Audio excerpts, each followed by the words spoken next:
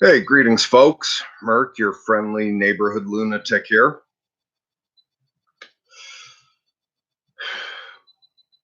All right, tonight, to fill the gap for a moment while I see if anyone posts anything in the chat they want to discuss, I'm going to share the lyrics, my favorite lyrics from a Motorhead song.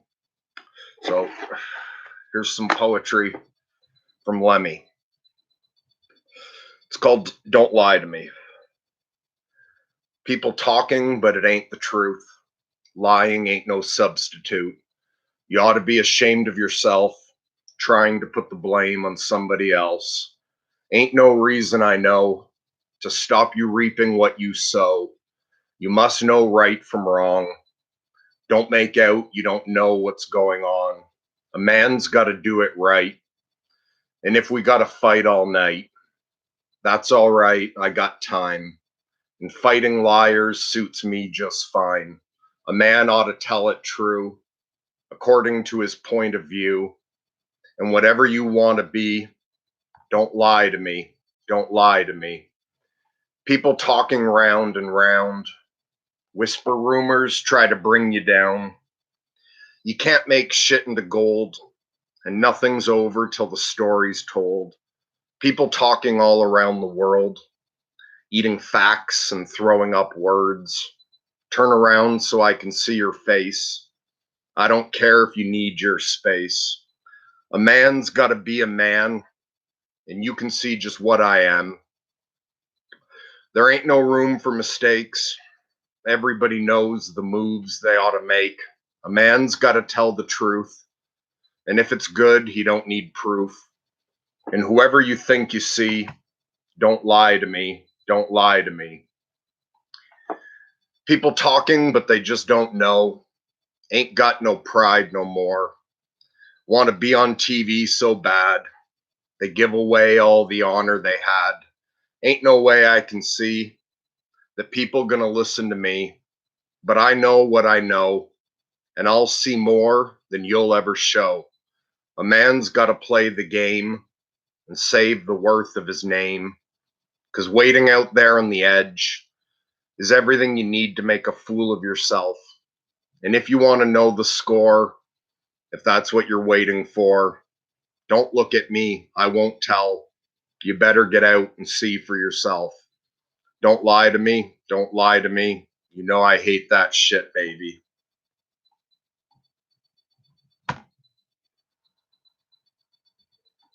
All right, there's our full moon reading. And welcome. Okay, looks like a few people other than me showed up here tonight. Daniel, Grizz, Andrew, Nolan. Hello all. How's everyone else doing? I'm worn out as fuck. Today's cold, winter depression. I had a good day, but I spent the afternoon with my kids and sort of that thing, anyone who's an introvert but's capable of being temporarily social. You know how you can put your energy up for a day or an evening and like have a really good time with someone, but then afterwards your energy just crashes. So I had that. Kids left about an hour and a half ago, and yeah, I used up all my energy on them, and so so my energy just fucking crashed and the depression set in really heavy. Scott. Oh, okay. So hey, Asa. Yeah. Okay. So you responded to Grizz, and yeah, we'll set something up and talk sometime soon. And Grizz asked, if you went outside, how long before you'd lose feeling in your left testicle? I don't know, but it's like minus 20 something outside right now. Even with the fire going like full all day, it's only like 13 degrees in here. But it was cold enough when I was just bringing in wood this morning. It was cold enough that my breath built up icicles on my mustache while I was carrying in wood.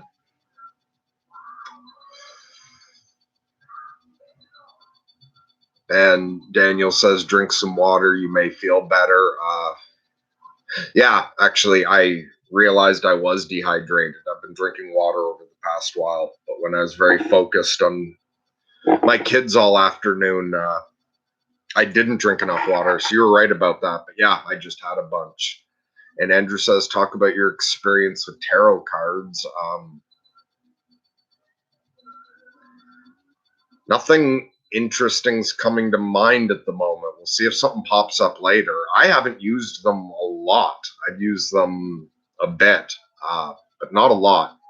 And I think I've probably had more readings done by other people than I've done for myself.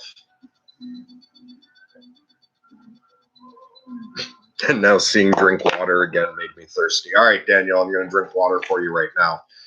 And Nolan says, did you see the Peterson update video? Yeah, I watched that yesterday.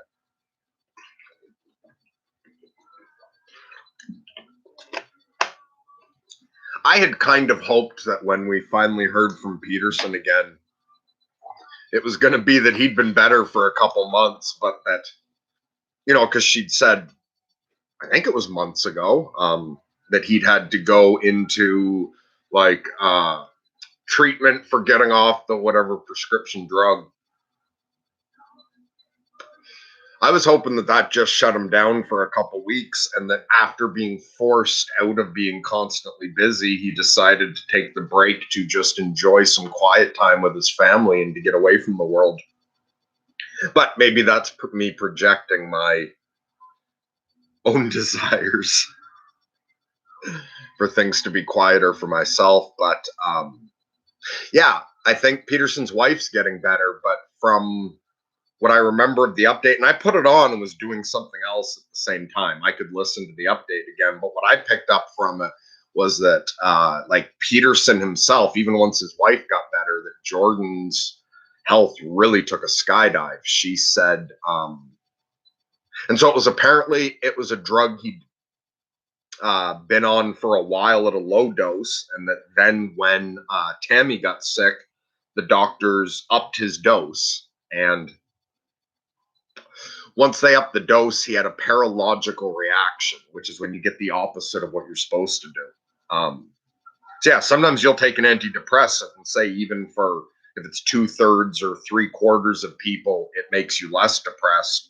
For a small percentage, the antidepressant will actually increase the suicidal feelings. So apparently, I think she said that once they bumped up his dosage, it had a paralogical reaction, so that it was horrible, but then he couldn't just stop taking it because he'd been taking it at the lower dose for so long that he had a physical dependency. And I remember her stating, I think she stated specifically that neither the doctors or our family think it's a psychological dependence. This is physical. I thought it was weird she had to point that out, but I guess maybe they think there's more criticism if people think it's psychological as opposed to physical, but neither would make me think any less of the guy. But what I was disappointed to hear is I think she said he spent a couple months totally suicidal, and that it's only been a couple weeks that he's been feeling better and smiling again. So having spent a fair amount of time suicidal this winter myself, I thought it was too bad to hear Peterson went through it as well. But who knows? Maybe if I get to talk to Peterson one day, it'll give us something in common to discuss.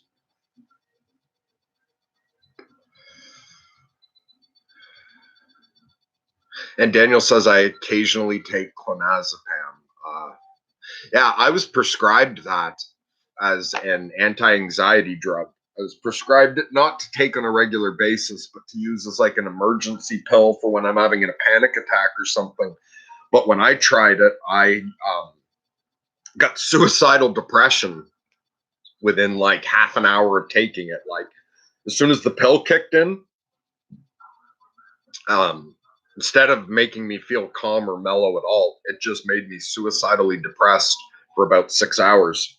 And I actually tried it 3 times. I tried it once because I just wanted to see what effect the pill had on me, as opposed to like taking it for the first time during a panic attack. Made me suicidally depressed. A couple weeks later, I thought, oh, I'll try it one more time. Maybe, I don't know what I was thinking. But I tried it one more time. Same thing fucking happened.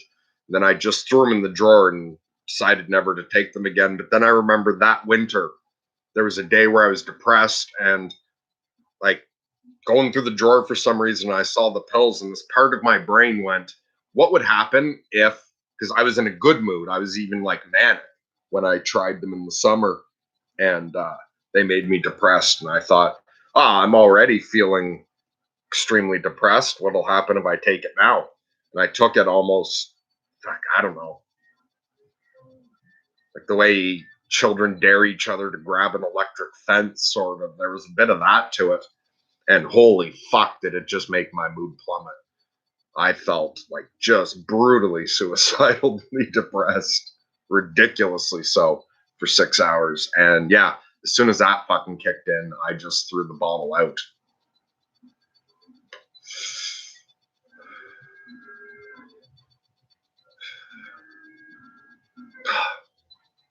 I've only been on 10 minutes and I'm already tired of talking.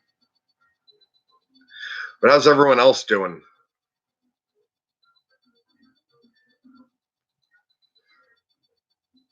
And I don't know. I'm really worn out. Maybe I will cut this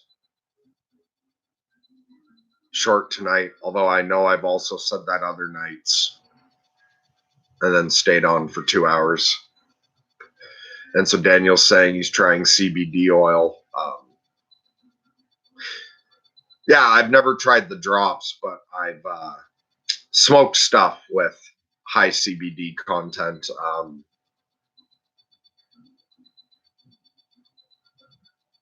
That's awesome. That helps with your mood. How long have you been trying that, and like how strong an effect is it? The other thing I often find with myself when it comes to trying something new is like, if I've got the energy to try something new, and often I make other changes at the same time. Um, so it can often be like, fuck, I don't know where I was going to go with that. Shane says doing great. Good to see you, Shane. Okay, so you've been doing it for like 2 weeks.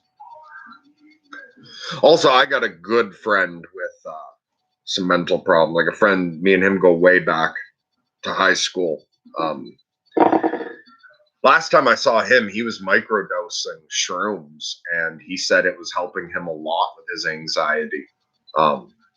He was recommending that to me. But I'm at the point where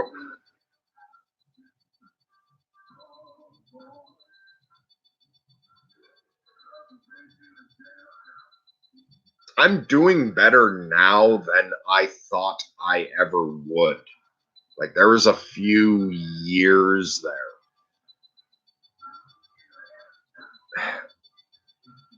where, yeah, if I could talk to myself back between 2009 and 2013, back then, I wasn't even sure I could just stick to the goal of don't get locked up in the fucking loony bin again. And yeah, I would not have believed that I'd be handling things the way I am now. So even though this is still one fuck of a ride, and it's extremely difficult at times, like when it comes to the thought of trying a new medication, or yeah, trying microdosing shrooms, or I'm at the point where I would rather not risk losing ground with experimenting.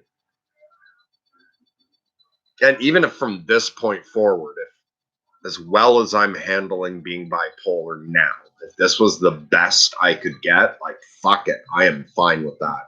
I can ride this out for the rest of my life. Compared to what I went through the first fucking 7 to 9 years of this.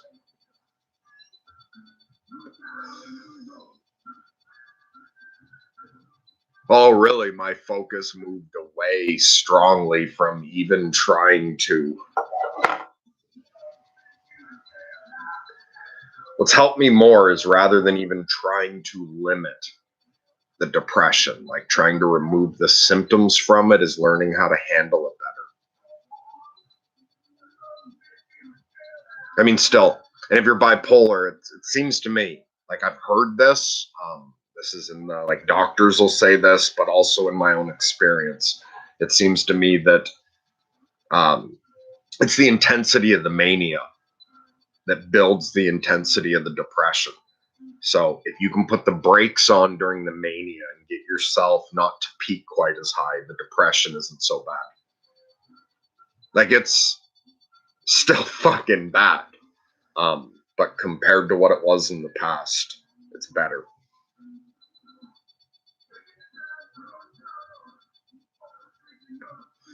I know what I'll say. Yesterday we posted a premiere, although I think everyone in the chat here, a lot of you were there yesterday for the premiere. Thanks for showing up. But for anyone who did not catch that yesterday, I had a conversation with Andrea with the bangs. We posted it last night. She's really cool. And I was doing it to try to get her some new subscribers. So anyone who likes watching my Lunatic lives, I think will enjoy my conversation with Andrea. It was just me and her. A few people sent me messages after saying that the last half hour was particularly good. And I do remember the beginning started slow, a lot of just me and her, because we started recording for the first time. That was our first time talking. So it starts off slow. So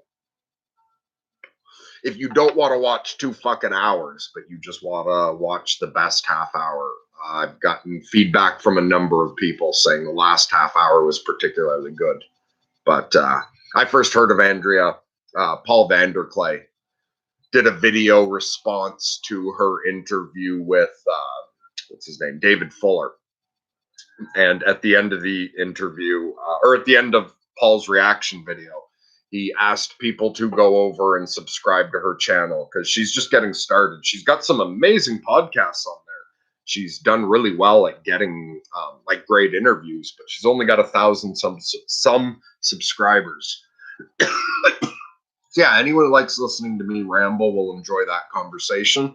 And I encourage everyone to go check out Andrea with the Bangs channel.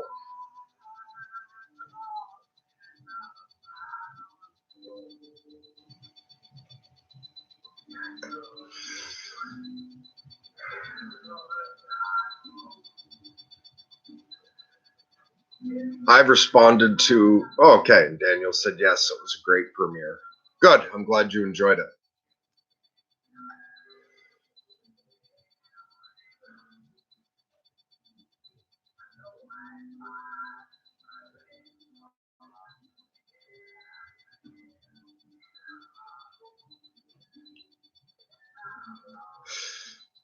Grizz asks, what's my spleen thinking right now? I don't even know what the fuck my spleen does. Actually, I don't know if I have a spleen.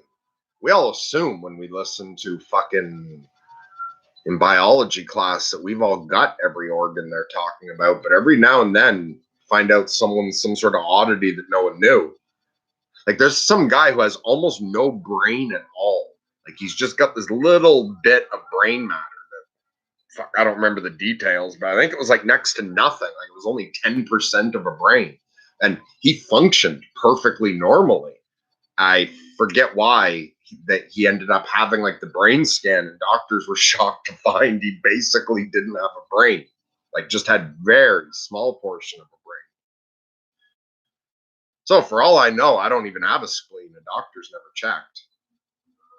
And I don't even know what the fuck our spleen does. And I have no idea what my spleen's thinking right now.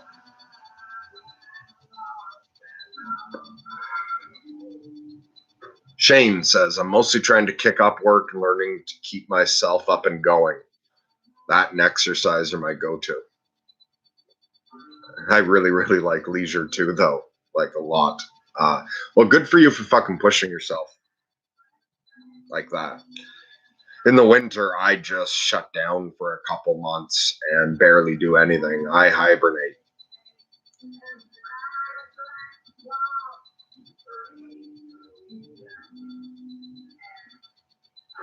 Chris says, yeah, they even let me help on a YouTube channel.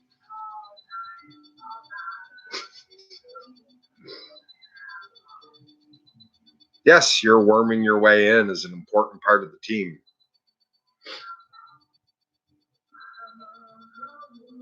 Shane says my natural cycle seems to be something like exercise and then sit and enjoy it for a couple hours and do it again. That's awesome. And yeah, in the summer, I can get myself exercising. But in the winter, like every now and then, I'll get myself to do just a couple push-ups. But I mean like a couple times a month at the most. But in the winter, it's, I don't know. It's like my bipolar cycle. Like the subpersonality of me that keeps track of this from the angle of bipolar, and the sort of more atheist part of me that looks at this as being an issue of neurodiversity.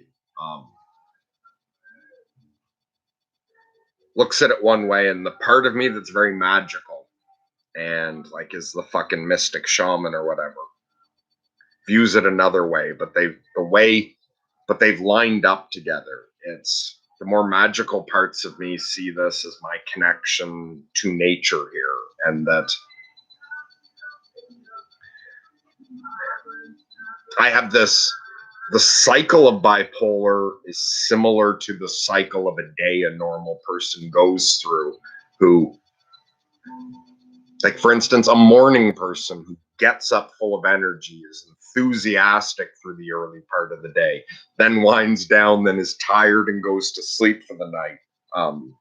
The cycle's kind of like that. I find if I push myself in the winter to try to get myself cleaning up more or exercising more, when I'm at the point where it feels like the bear in me is hibernating and where it feels like my forest god has died for the winter, if I push myself at that point, it's not the way it is in the spring, summer, and fall. The exercise doesn't help.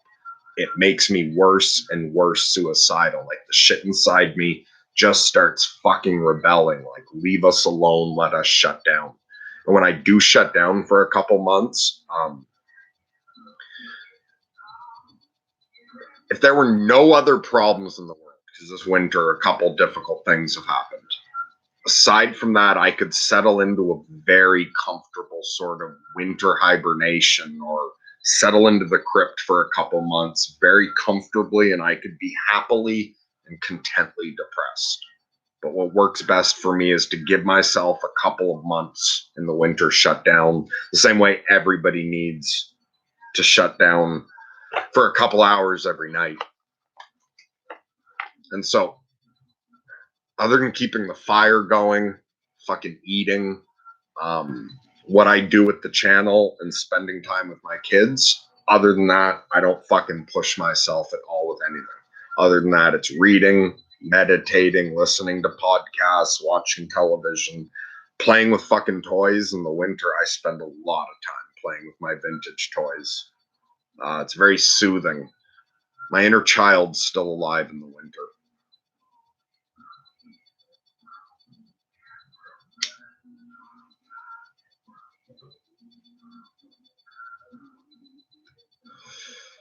Daniel says, can I talk about my angel? Sure. Oh, right. In the chat last night, you asked if I saw the angel, like visually. Right? Was it you? Did you ask that in the chat last night? And I said it was hard to explain, and maybe I'll ramble about it some full moon. Okay, yeah, I will try to ramble about that for a moment. I see my angel. Okay, I remembered right. Good for me. I see my angel a number of different ways, but none of them are the way that, like, I've known a few schizophrenics who discuss the way they see things. And one guy I knew really well, or like got very close with for the couple months I was working on the Trauma movie. He was another volunteer. We talked a lot. He was schizophrenic. And that was before I went mad.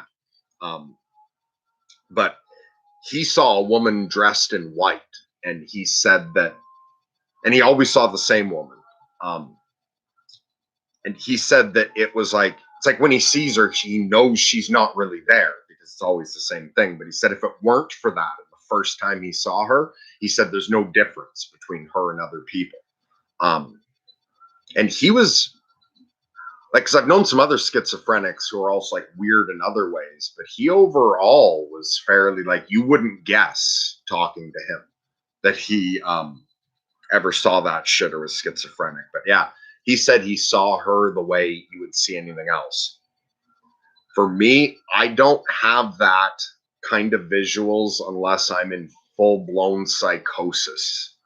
Then I will see shit, but then also the whole world is kind of like magic mushrooms, or it's kind of like in Doctor Strange when she knocks him out of his body, how weird shit gets. So it's like during total psychosis, I've seen the sun turn to the moon and all kinds of like day turn to night and back. And I've seen like that I looked out my window and it was like I was in deep space, but at the same time, everything had a very trippy quality to it. So it wasn't like, but anyway, with the angel, I see the angel a few ways. Sometimes I do see with, and like it's visuals coming through my eyeballs, definitely. But sometimes my angel's presence, I see my angel as a presence that isn't a part of everything. So it's more like an energy fills the room, like that it comes in where it's physically there, but it's not taking a shape. And it's almost like if you were just to put a filter, or if you were to put on a pair of sunglasses, or like red colored glasses. So suddenly the whole room's red. It's like, and the very first time my angel appeared to me, I did hear its voice. It told me its name. That's the one really audio hallucination I've ever had. That I seem to hear with my ears. And it was my eyes, not, because I'll talk for a minute about the other way I see my angel, which is more of a third sight type of thing. But with my eyes, the entire reality around me changed. And it was like I was looking through something, as if the room was suddenly full of a fog, but it wasn't a fog.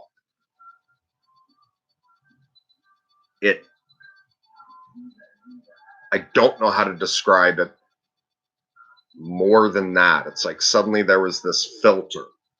There was like an energy in the room I could see, like a fog of energy, but it was absolutely permeated everything. So I see it visually like that sometimes. But the other way I see it is through my third eye, or what a lot of people would call imagination. And so I know a lot of people who pray and stuff. You start wondering, is that just my imagination? Like in the movie Super, when the guy's praying and then he goes, okay, did you say I shouldn't do it? Or am I just imagining that you're saying I shouldn't do it? He was like questioning whether, or also, I heard Alan Moore say this once in an interview, after he'd been into magic for a little while. I think he was with Steve Moore and they were trying a crystal ball. And I forget who they were trying to contact, but he said they did whatever and he was staring into the crystal ball. And then he said suddenly that he saw this small figure appear in it. And he thought to himself, okay, no, I'm imagining this. I'm not seeing it with my eyes. I'm imagining it. And this was early on in his practice when he was still like learning what magic is, although he never stopped learning what magic is. But anyway, what he realized was he thought, okay, yes, I am imagining this, But how else would things in another dimension contact us except through what we call imagining? And the third eye, I find, sees things in the way as if you're visualizing it. And so I will see things where I know it's my imagination, but sometimes it's so strong that, like, I see the normal world and it's almost like a ghost has appeared. But I'm aware that it's not going through my optic lens. It's my brain is putting that over there. And I consider that more third eye vision. And with that, that's not to say that everything you imagine, like, I think it's possible to pray to God and imagine the response, or it's possible to pray to God and listen through your imagination for God's response. So you can do it both ways. And I can feel the difference now. Like, the difference is, and I think it's a little bit like, if anyone saw the talk we did recently with James, a discussion on Carl Jung, me, Ryan, and James talked, and I think they were saying that Carl Jung did that, where, like, he learned to meditate and encounter the archetypes and to visualize them and connect to them strongly enough that they seem autonomous. So you can pray to God for an answer, and then you can use your imagination to think of what God might be saying. But there's also a way of letting go where it does feel like it's the difference between you trying to imagine a red ball. Like, if I said to you right now, imagine a red ball, and you think like you're forming that image of the red ball if you're a good visualizer. But there's other times where something just comes into your imagination and it seems to have agency of its own. So I see my angel in a variety of ways through that third sight. But my angels can come through in all kinds of different appearances. I know my angel best by the feeling, and that's all I need is the feeling. I've also seen some other interesting shit during some rituals.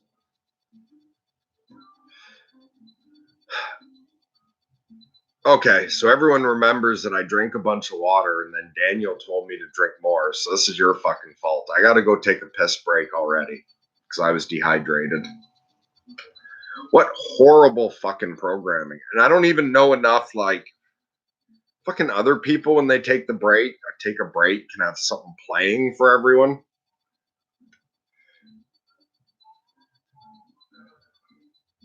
I'm not allowed to do this, but I'm going to turn up the music I have quiet, see what happens. You guys can listen to this in the meantime. I'll be back in a minute.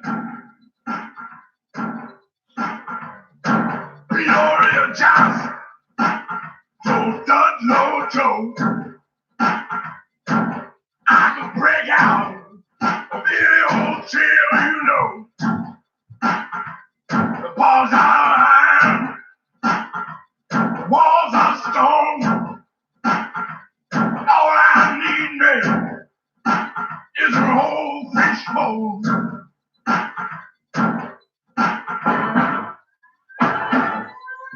Some fish in the tail out tonight.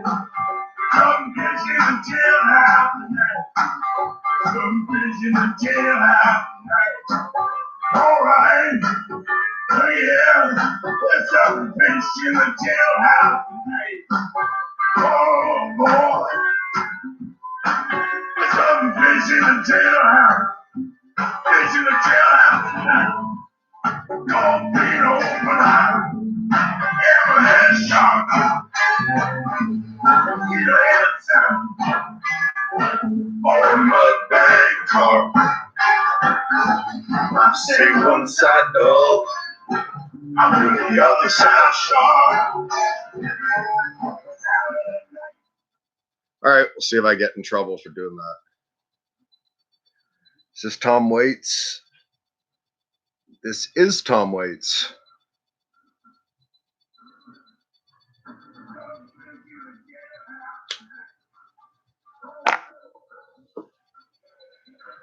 I remember watching one of Ryan's streams when he started trying to play clips of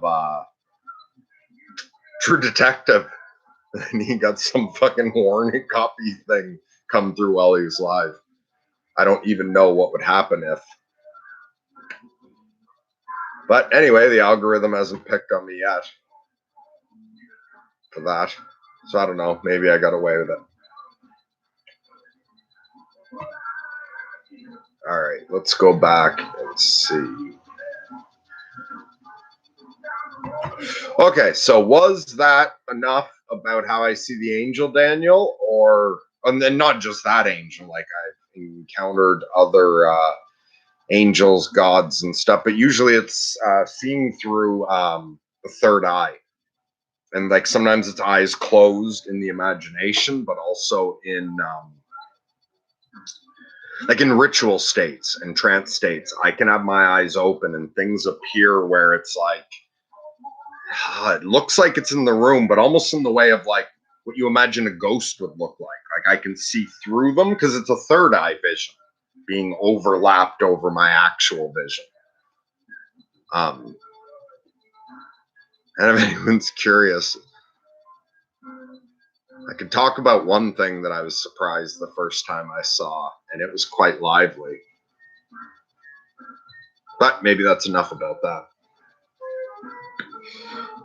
Grizz says, neuroplasticity lets me think I can reprogram whatever mess is in there with the right motivation.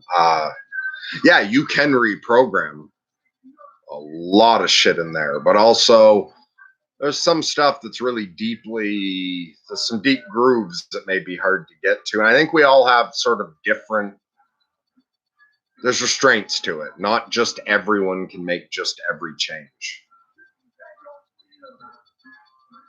But what would you, if you could reprogram one thing, Grizz, what would it be? Daniel says, after you were hit by the bus, how long did you stay in the hospital? Okay, if you mean like the hospital for the bus impact, or that 2 months later I was in a mental, no, you're meaning from being hit by the bus. I did not stay in the hospital after getting hit by the bus. When that happened, I just finished a fucking 12-hour night shift, I think. I was working as a security guard in Toronto at the time. And I'd just gotten off work.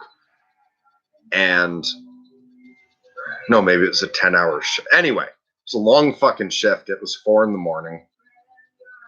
And I got hit crossing, like if I had just made it across the road, that was where I was going to be waiting for my bus when the bus came around the blind corner and hit me. No, I didn't even go directly to the hospital. Like when I couldn't leave right away. The fucking police had to show up, and the police were fucking dicks. They let everyone go without taking a witness statement, and they set everything up so that it would be as hard as possible for me to prove that the bus driver was out of line. And I guess, city police, city bus, they knew what direction a lawsuit would go, so the police were fucking dicks. They let everyone go without taking any statements, so it would just be my word against the bus driver. But anyway, yeah, they were trying, like an ambulance showed up and the cops showed up and they tried to get me to go directly to the hospital, but like I was able to stand up on my own. I didn't break any bones. I cracked a rib. Doctor said something about bone bruising. I don't know what the fuck's with that. But yeah, I didn't break anything. It was just cracks. And all I wanted was to go the fuck home and smoke some weed. I didn't have any weed. Yeah, being a security guard, I couldn't carry, so I couldn't light up after work. And like I was sore as fuck. But I wanted to go home, smoke a joint first. And what I told them was, and there was a clinic just up the road from me. So I was like, oh, I'm fucking fine. I just need to rest. I could tell nothing was broken. And they didn't like that. They were like, I remember the one ambulance guy being like, dude, you were not hit by an ice cream cart. You were hit by a bus and thrown through the air. You've got to go get x-rays. And I was like, no, I can tell. I don't need it. So, and they wanted to take me straight to the hospital, but I convinced them to drop me off at home. I told them, no, I got to go home, smoke a couple joints, and then I'll walk to the clinic down the road. So I went into the clinic, and then, yeah, they insisted I go to the hospital for some x-rays and shit. But I was right. Nothing was broken. After they did all that shit, I got sent home anyway.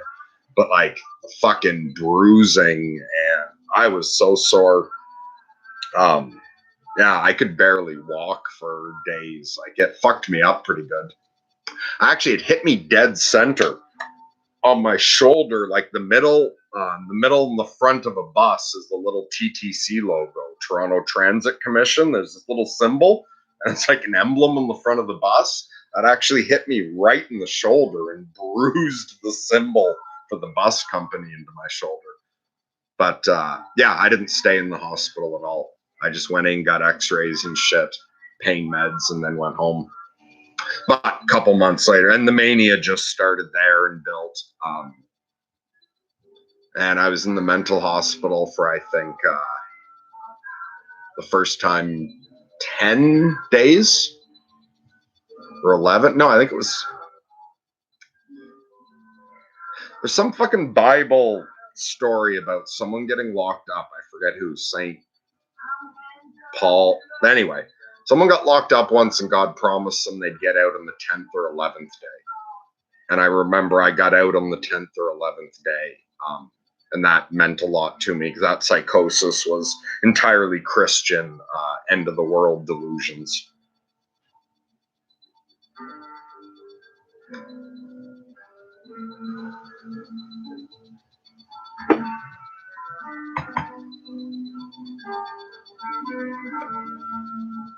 Okay, and so Andrew's asked if you've done any neuroplasticity exercises, Grizz.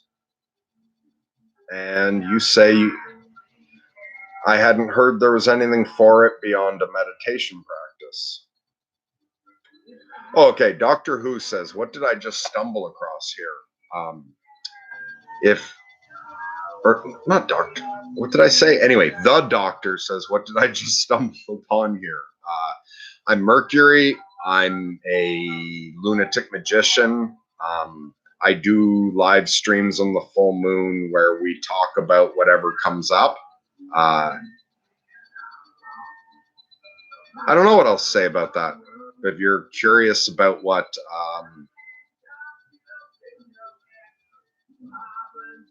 some crazy weirdo thinks, ask a question further down. Wait, am I way behind now? Let's see. Oh, yeah, I am. Okay, I'm going to go back up and skim through.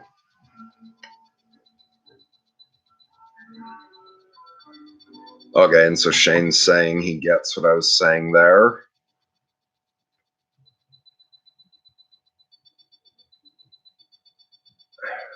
And Andrew knows there are some, but can't remember what they are. That's all right. You'll tell us about them some other night when it comes to mind.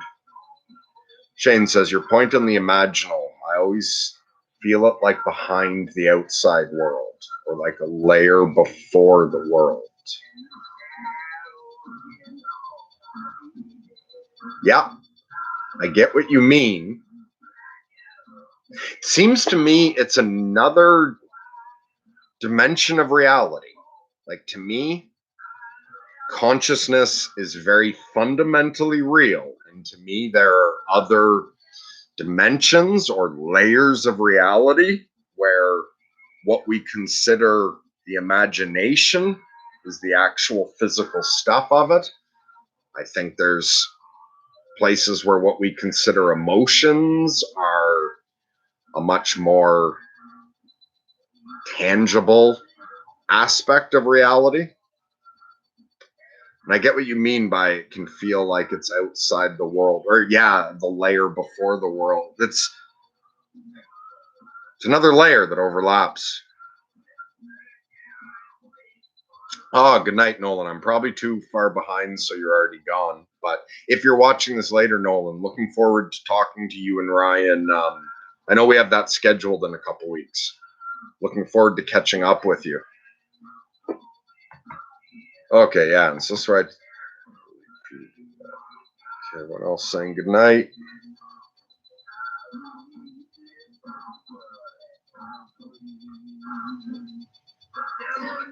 Chris says, let's see if this becomes Merc meets the music CR bots. I don't know what the fuck that means. Yeah, it was Tom Waits. I think it was Fish in the Jailhouse playing.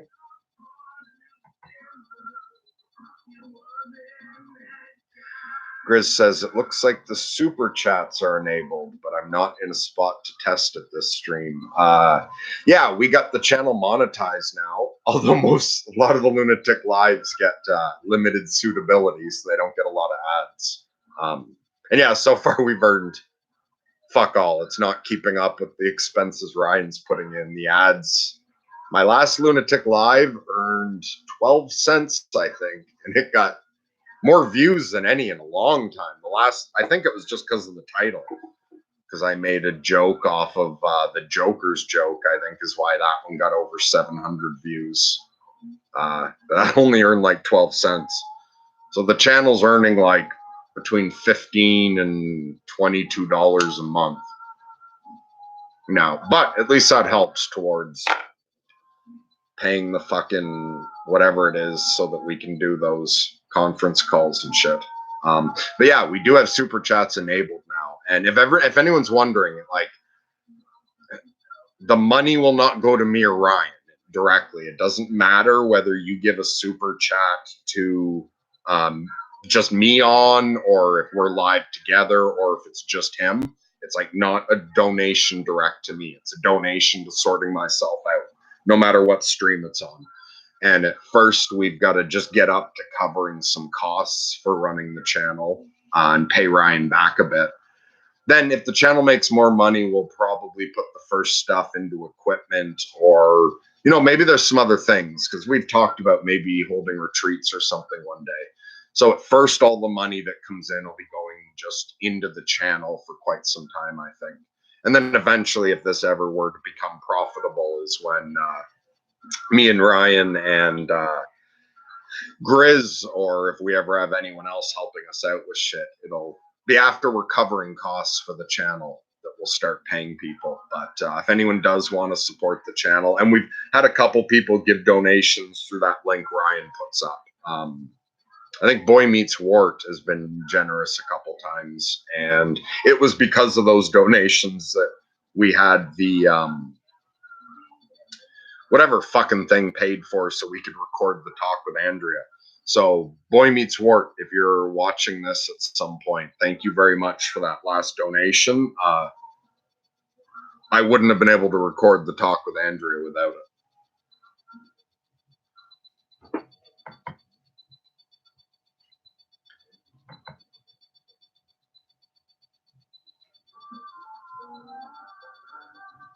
Shane Allen says, so it's like more mental, the angel. No, it's physical as well.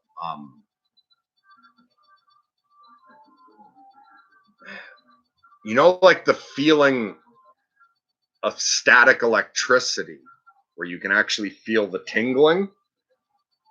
The angel can come with that kind of shit. And the angel can cause a lot of physical sensations.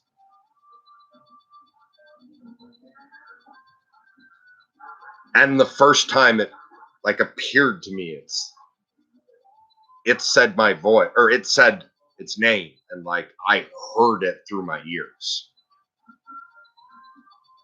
This, or like it felt like I heard it through the ears. And I strong, fuck, how do you describe the way some of this shit feels?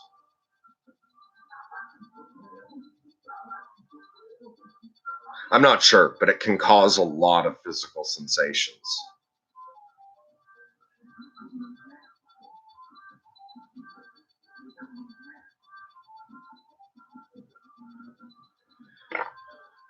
And Grizz would like to reprogram the gears that shift between thinking and action.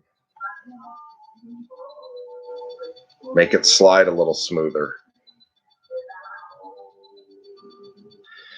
Daniel says, did you ever have a dream or hallucinations where an animal or animals were talking to you?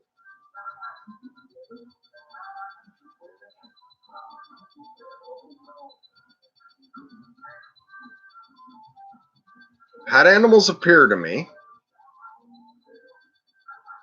And for me, animal spirits don't talk like the way when Homer Simpson ate the hot peppers and was tripping out and had his Johnny Cash talking to him through the coyote. When I see animal guides, they never like speak like that. It's not like a cartoon animal. Their communication is telepathic. It's like I get a feeling of what they're telling me.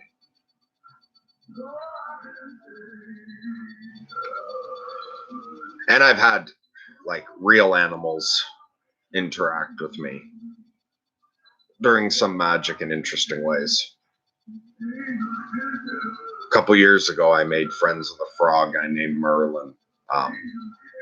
And it like appeared in this little, I made like a magic pond once, which was really just, I dug a hole that filled with water. It was only like a pond this big, I could reach across it. And I did it for the sake of capturing the energy of some celestial events to bring them down in and send it out through the land. I was doing some magic, like interacting with nature.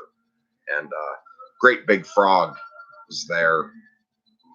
The next morning, it was I finalized the pond one night under a full moon in the middle of the night. In the morning, I went back to the pond and there's this big frog there.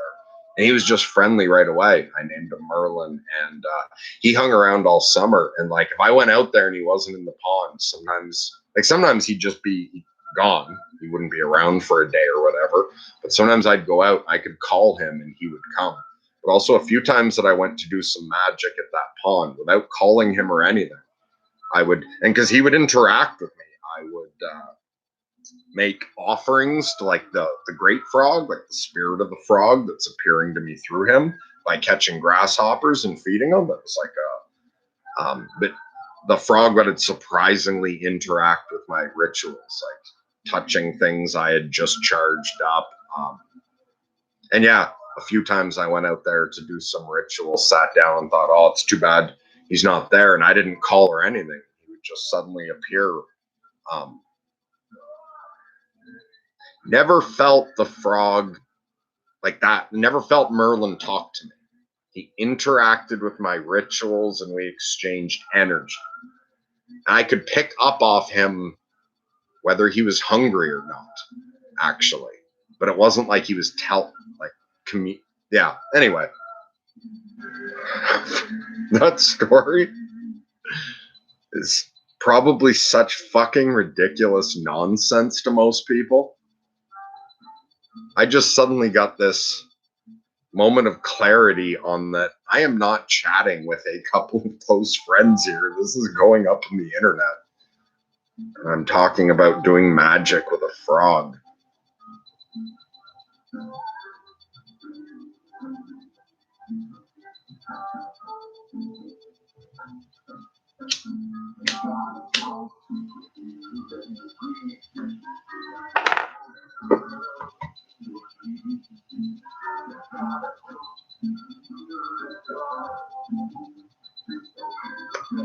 Yeah, I'm going to read a couple without forcing myself to respond.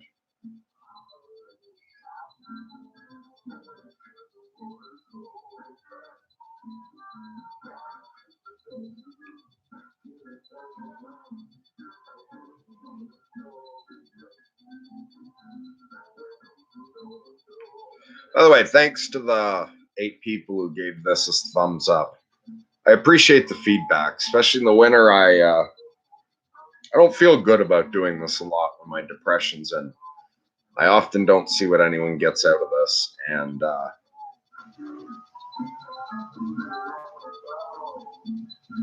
takes a lot out of me to be involved in the channel.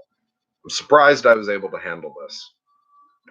So, oh wow, and that just spiked up 3 more. So we have 11 watching and 11 likes. I really appreciate that. And I appreciate all the feedback, both whether it's in comments or when people write in. But yeah, when people let me know, especially when specifically like, hey, this helped me or that helped me. And the couple people who've let me know that I made a difference when they were really suicidal, or that one person, you'll know who you are, who said that my videos were what like got you out of that cult situation. It means a lot to me when people share that shit. Because I have sub personalities that are utterly bewildered as to why I'm doing this.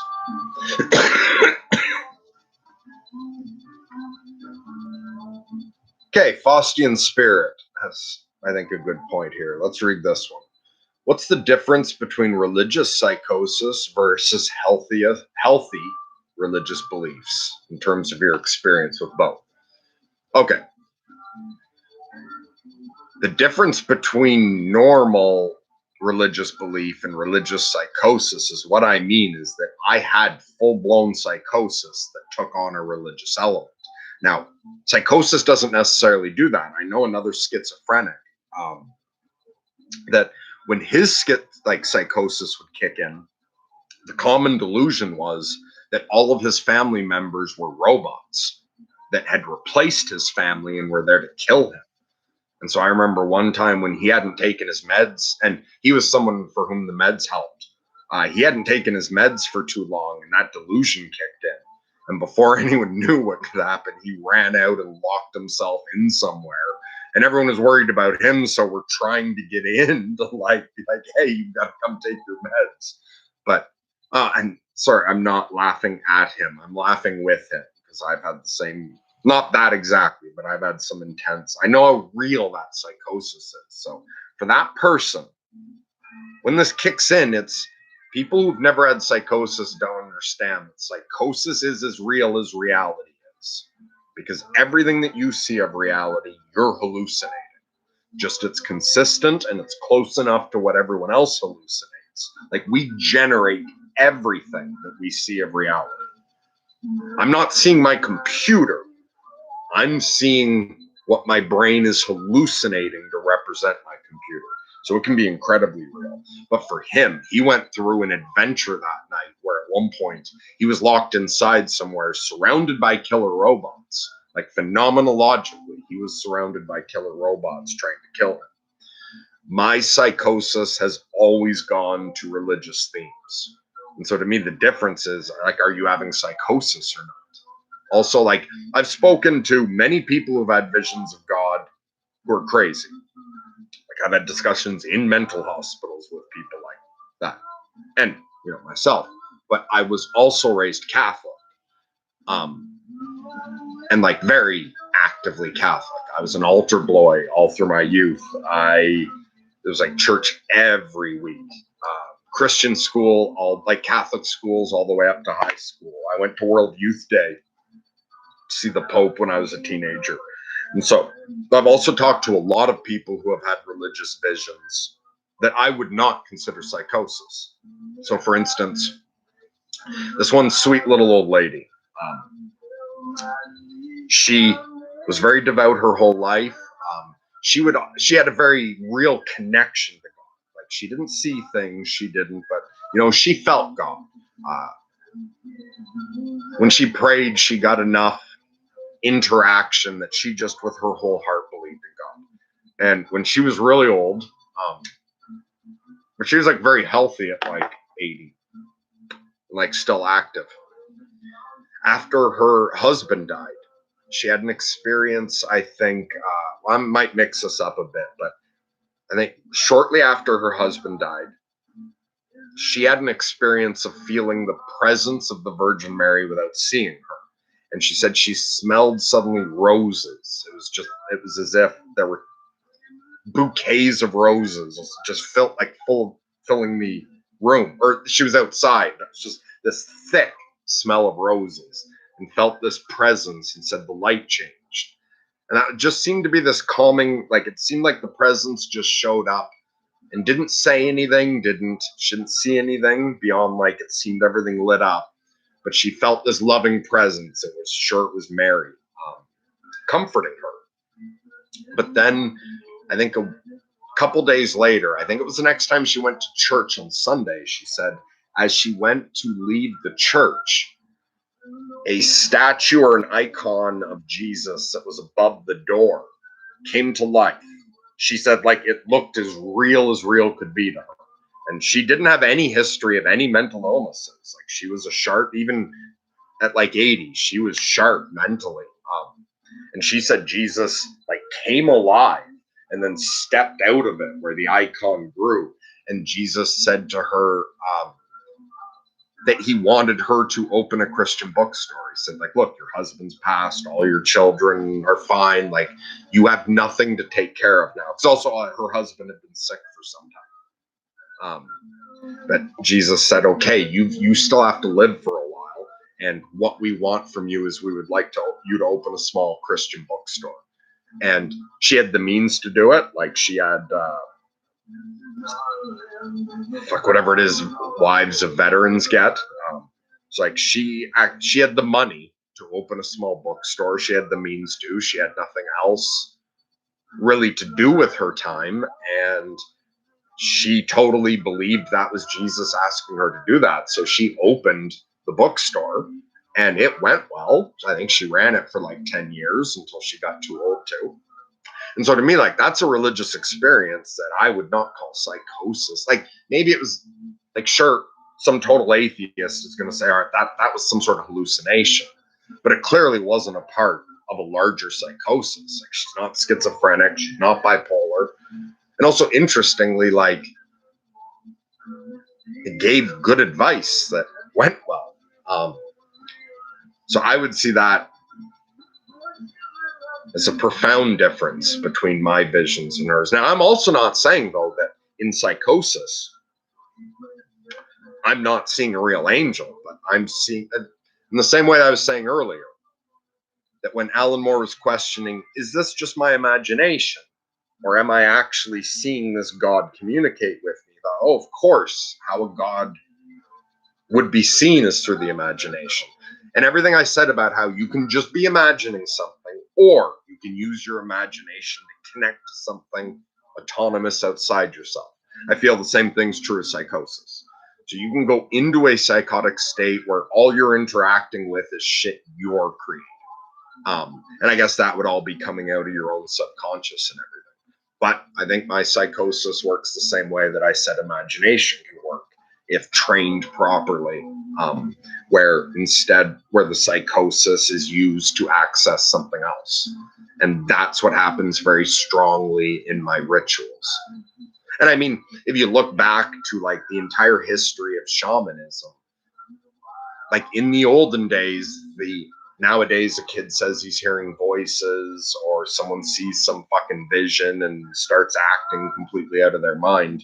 Now we take them to a mental hospital. In the olden days, you'd be taken to the shaman and you'd be put through your vision quests and whatever training. And they saw that as you were manifesting shamanic power. And that shamanic power manifested but untrained can lead to disastrous results. So I see my psychosis as a magic power. But that doesn't mean that especially if you're having psychosis earlier on and you haven't gone through a number of, like, the kinds of training that you'd be put through in mystery schools, then don't expect to read it correctly. Something from Swamp Thing that Alan Moore wrote that also I think makes an excellent point. I have a feeling like I'm going to have to pee soon, and the book's upstairs. So if I take another piss break instead of just going off, remind me to grab the Swamp Thing, and I'm going to read a bit out of that. And what he talks about there relates to what I was just saying. Daniel says, I listen to your videos often. Sometimes I put headphones on and walk on site and listen to your videos. Thank you. That's incredibly touching. Especially like, and Daniel, you're much younger than me, right? Am I remembering that right? Or am I getting mixed up? Like, I'm 41. When I was young, what you could watch or listen to was limited. You had to own a cassette, is what I first started collecting, or you had to have a record, or once there were CDs. Or if you wanted to watch a movie, it had to be in the theater Had to be airing on a TV channel, or you could go and rent it. But even there, video stores would have very limited selection. Nowadays, with the internet, when you put your headphones on and walk, I am fully aware that you could listen to just about anything. Like, you can access such an incredible volume of podcasts, lectures, and the amount of music out there. It's humbling and like an honor that you would spend your time listening to me. Dog Bark says, how about sketching out the More Jerusalem book a bit? Okay, James is reading that right now. Grizz has already read it. And actually, Andrea with the bang said she's going to read it too.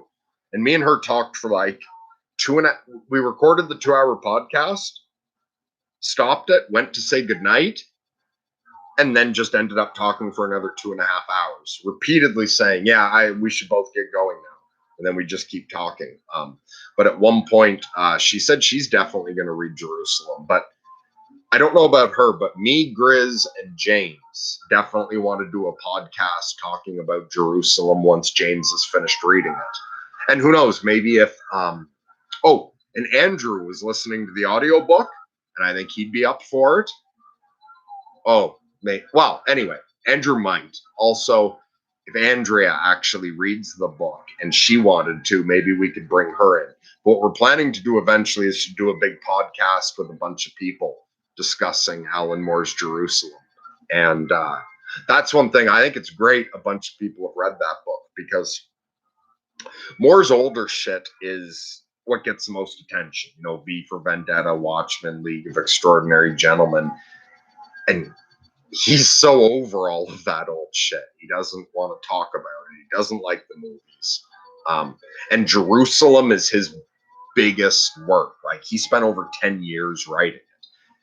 And his intention writing the book, like, this was him as a magician when he learned that artists are selling themselves short, to consider this merchandise or cheap entertainment, that this is the power of the shaman, and that true art is a magical thing that should be put to a proper purpose. So he wrote Jerusalem with the purpose of expanding the consciousness of the person who reads it.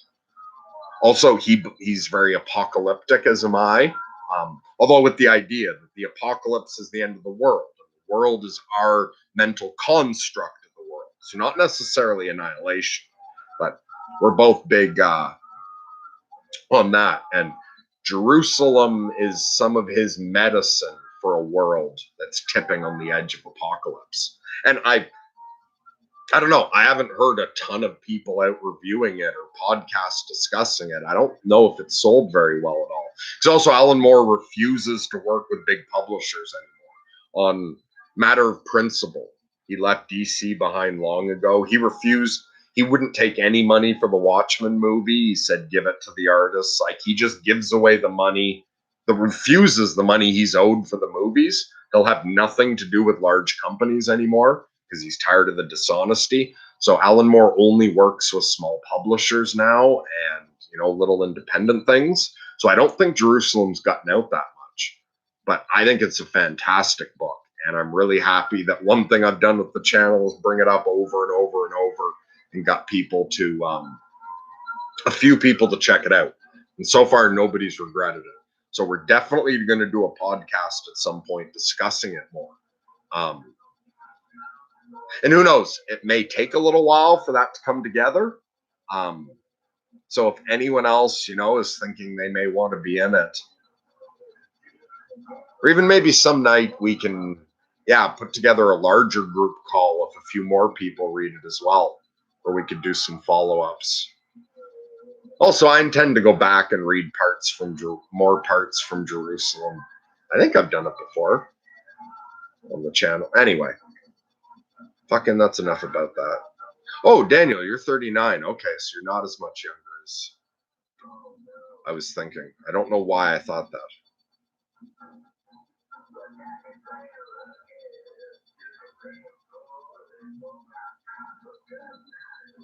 Shane is saying to Grizz, mental habits are important, possibly more fundamental.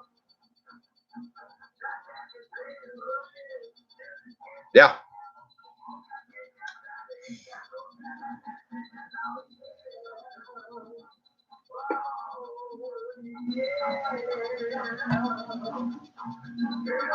Hey, am I caught up now? I think I'm caught up now. So, Daniel, do you remember Voltron? Since you're an 80s kid too?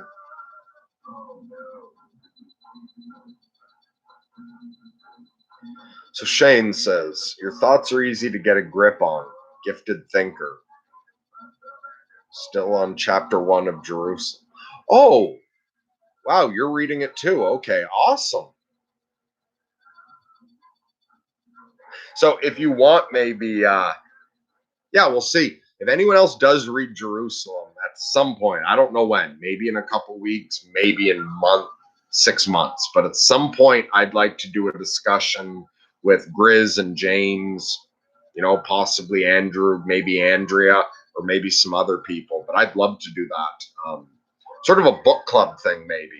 So if anyone else watches this, like later, not live, and you also intend to read Jerusalem, anyone who starts Jerusalem, leave a comment. I'd love to know how many people are reading it on the recommendation of this channel.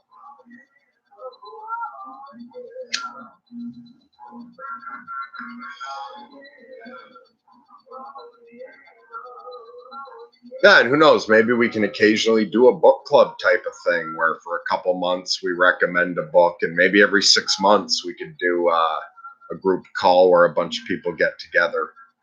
So anyway, Daniel's saying Voltron, Neutronic. I don't know the word Neutronic. It sounds familiar.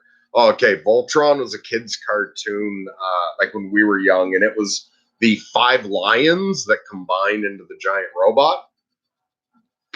I recently got a black lion. I haven't gotten it yet, but I got an amazing deal on a.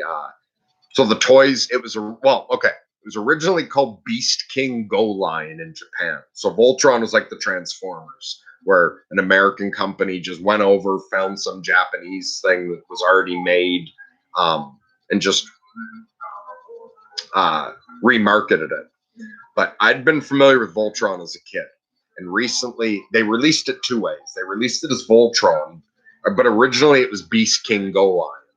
And they also put out, once Voltron came out, they released it in the same fashion as Beast King Go Lion, but just called it Lion Bot. They didn't sell a lot, but recently I found someone incredibly cheap selling a black lion bot, like the #1 black lion. And it's not sealed, but it's in the box, unused with all the accessories. And I made negotiation. It was already priced really low.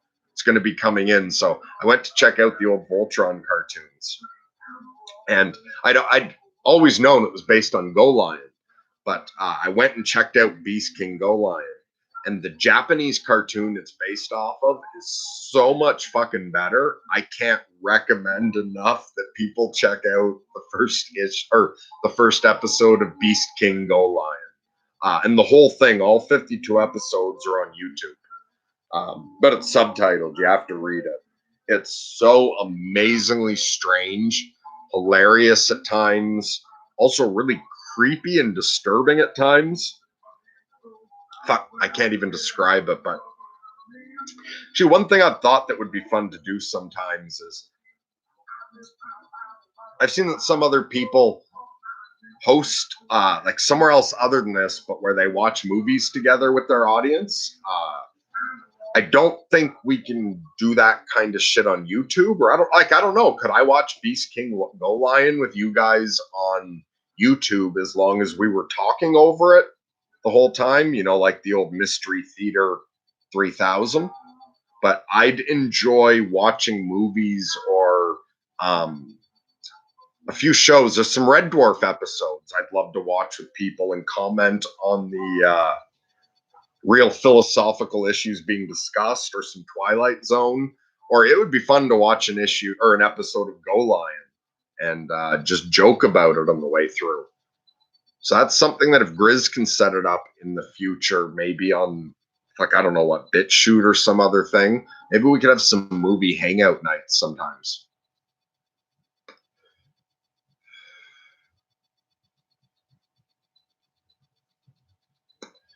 Shane says it's hard to say anything about it at this point. What I've noticed is the humor and the fast pace.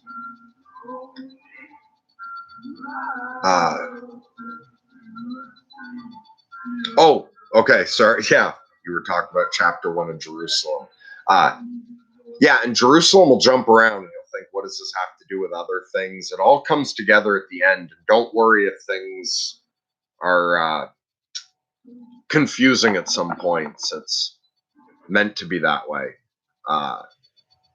And Daniel says, do I remember Astro? Wait, do you mean Astro Boy? Or is Astro something different? I remember Astro Boy.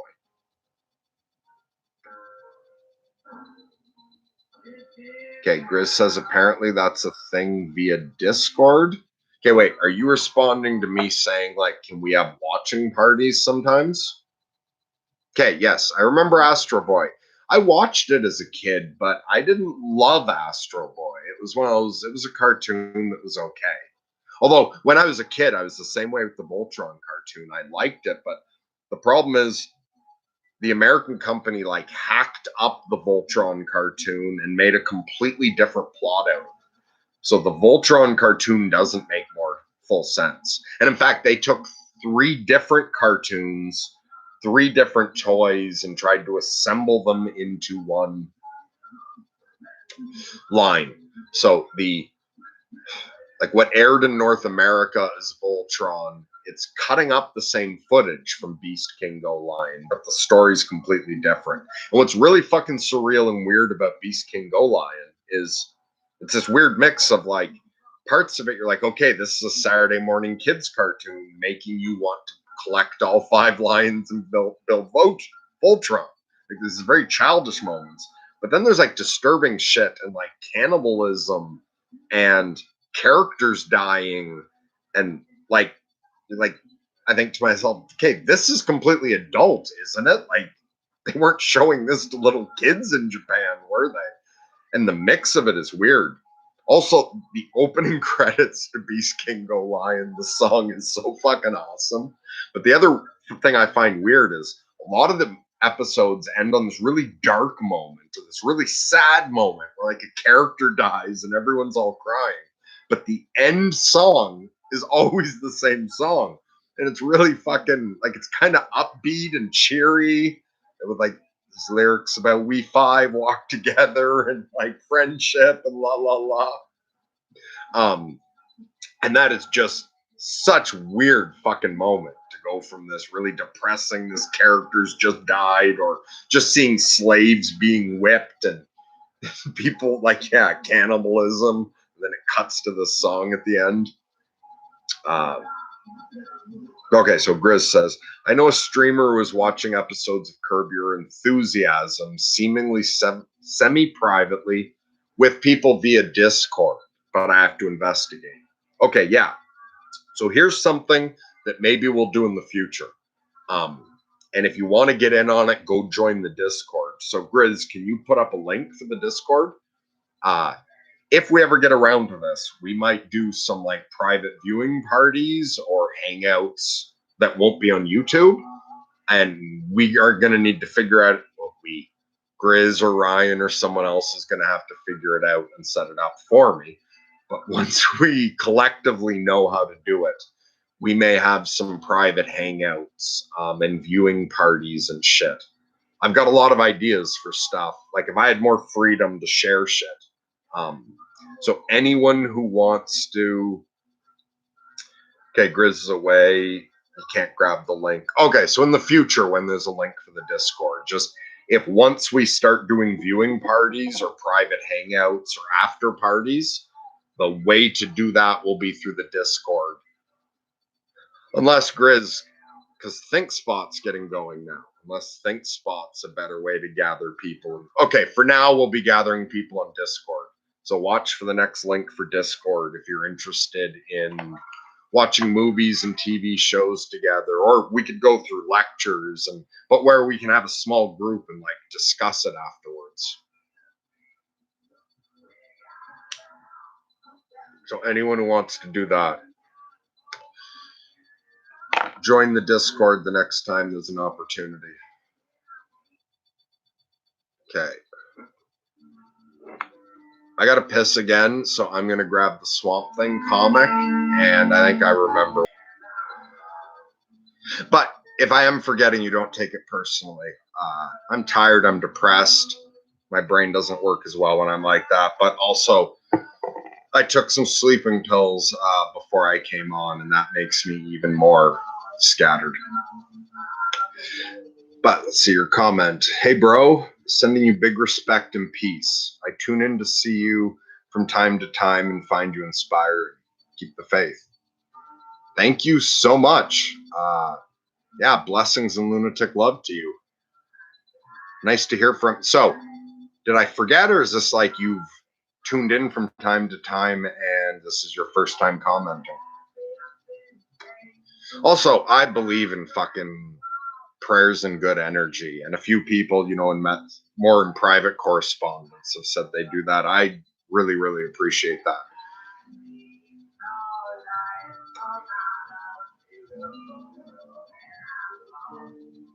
Daniel says, I grow up watching mainly Japanese and European animation where the characters die, etc.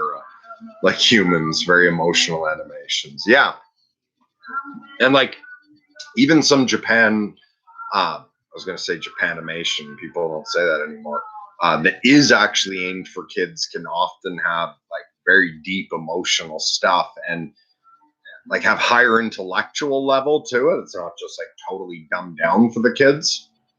But I do wonder about Beast King Go Lion, because it's like slaves getting whipped and cannibalism.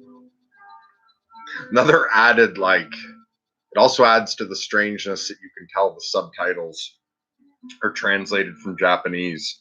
And sometimes you wonder how close they are. But one line I thought that was funny in episode 1 is they're talking about how the slaves are forced to fight like the gladiators. So they have to fight in a gladiator ring, and then it says, only the slaves that survive, ... and it comes up, are allowed to live. I just burst out laughing, like, yes, obviously only the ones that survive are allowed to live.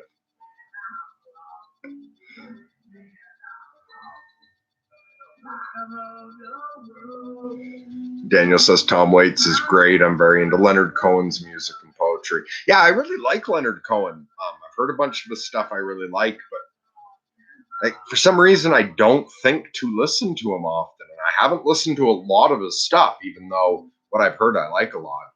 But Tom Waits, for me, I'm obsessed with Tom Waits. And I discovered Tom Waits after becoming bipolar. So unlike a lot of my favorite bands, which are still like my favorite bands from being a teenager, I was like 27 when I first discovered Tom Waits and just got hooked. Like over the next 2 years, I bought all his albums, and there was some like, it felt like fate had intentionally not exposed me to him beforehand because I needed him to get through going crazy. Tom Waits' music really fucking helped me through. Grizz says 16 minutes until the full moon enters the Virgin Virgo.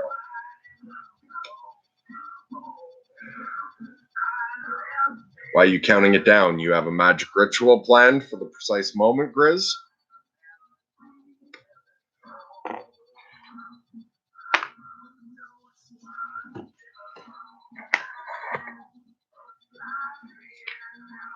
You know, and another thing I want to say to the audience, because it was, I watched I watched a few things from Andrew of the Bangs channel, which again I recommend. She's got some great stuff there. But I watched her first live stream when she went live, and at one point, she looks at the chat and just, oh, I just the reaction was priceless. That people were writing some fucking racial slurs in it, and just when I look at what some other live streams deal with for comments, like fucking trolls or people just putting up racial slurs, it is. I'm increasingly amazed at how incredible the people who show up for my streams are. You guys are awesome, especially because I am easy to fucking pick on. And this low fucking video quality, because I still don't have a better setup, bad sound.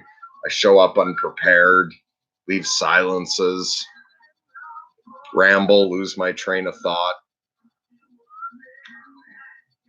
Oh, and Chris says, I don't think Ryan ever unbanned Potato. Yeah, you're right. We had Potato. We had one other guy very early on who was odd. I forget it. Timmy something. And then, yeah, we had Potato, and Ryan banned him. But other than those two, there was the occasional comment early on, like some comment like, no one cares or this or that. But even back then, they were fairly rare, but they've just filtered out and stopped. But the quality of the audience, because there's some really amazing people who listen, who have their own incredible areas of expertise. And then the sincerity and kindness of the audience is just amazing. Daniel says that's because we like you. Well, thanks. I'm grateful for that. All right, why did I bring this down? Hold on, I'll put on my headlight so I can read it easier.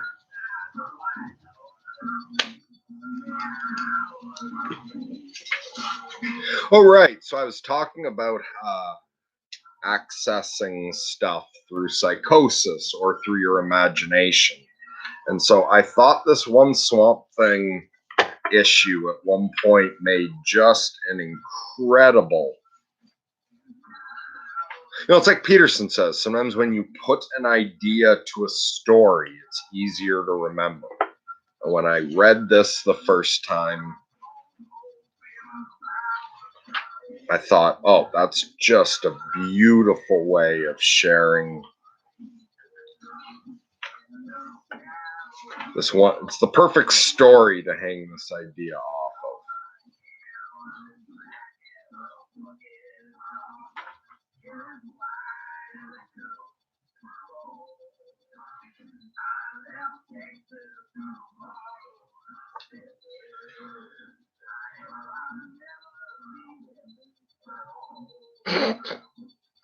Chris says, pre-order your minor Merc action figure today. That would be fun to have an action figure as a toy collector.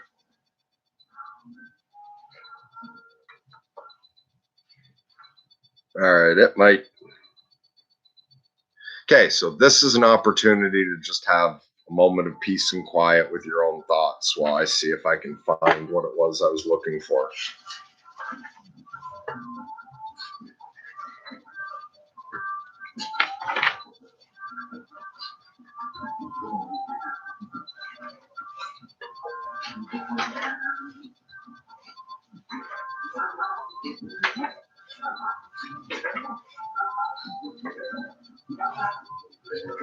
So feel free to talk amongst yourself. Yeah, we still got a couple people on. Okay, so I'll start by reading here. Which also I find this is interesting, the way like so many authors tell the same story over and over again, or you can see the same moment appear in different comics. So where I'm going to start reminds me of in Watchmen, when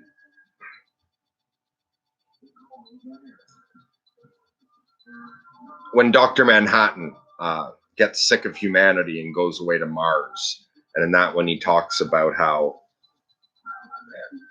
what's going on their blue world, and how He likes it better here on his red world. And when he just had enough of, oh, right. And the moment, so the one parallel I see here is it's like when Dr. Manhattan experienced being blamed for causing the cancer of his loved ones. And so it was like, it was a shatter to his ego.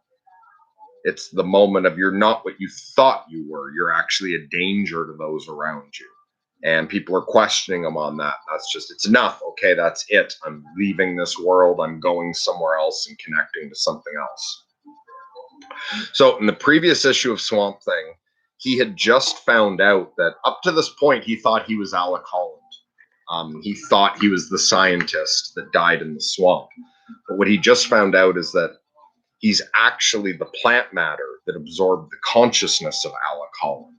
And so he's like a swamp elemental. He's an elemental being that absorbed that consciousness and thought it was Alec Holland. And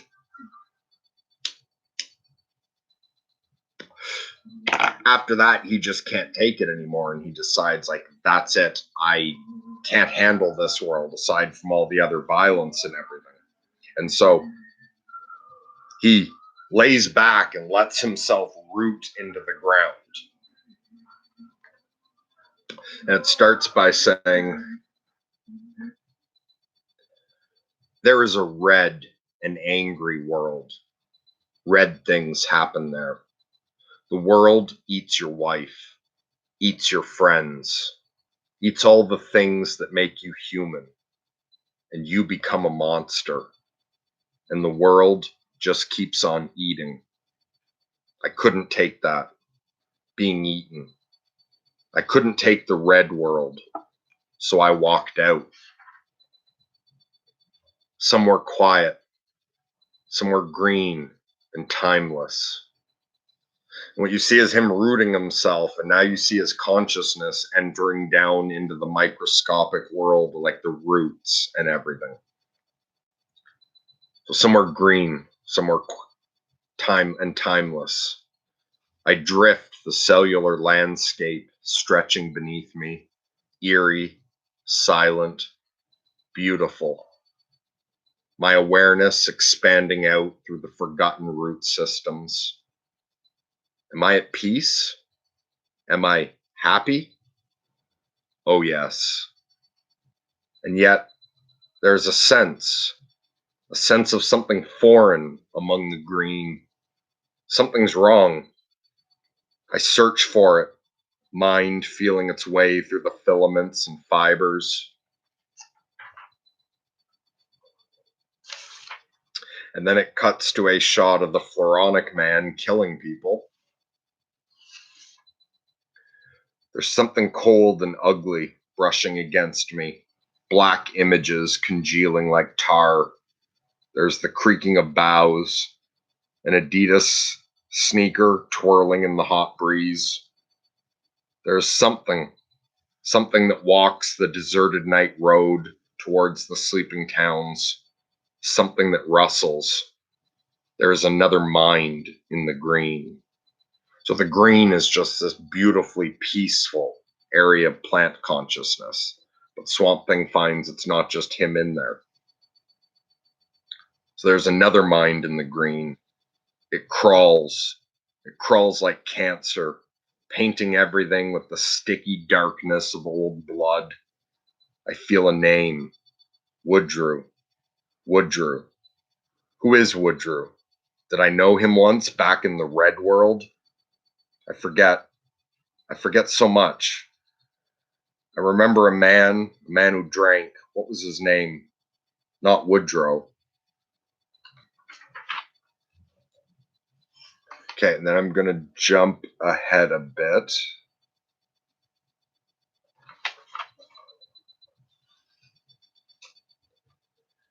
So, back to Swamp Thing in the green. Alec. I knew an Alec once. Was that Woodrow? Alec Woodrow? No. Alec Holland, of course. And Alec Holland was me. No, he wasn't. That was the trouble, wasn't it? I thought I was Alec Holland, but I learned differently. That's how I came to be here. How did it happen? I remember being shot and then waking up cold and wet in the Sunderland building. Is that the name, Sunderland? I followed the signs to some sort of main office. There were some notes here. Notes about me. I read them, and they told me everything. And the author's name was Woodrow, which is the Floronic Man. And so the Floronic Man walks into town, and because he's tapped into the green, like Swamp Thing, he can call up nature, and he's calling up all kinds of plants, destroying the town.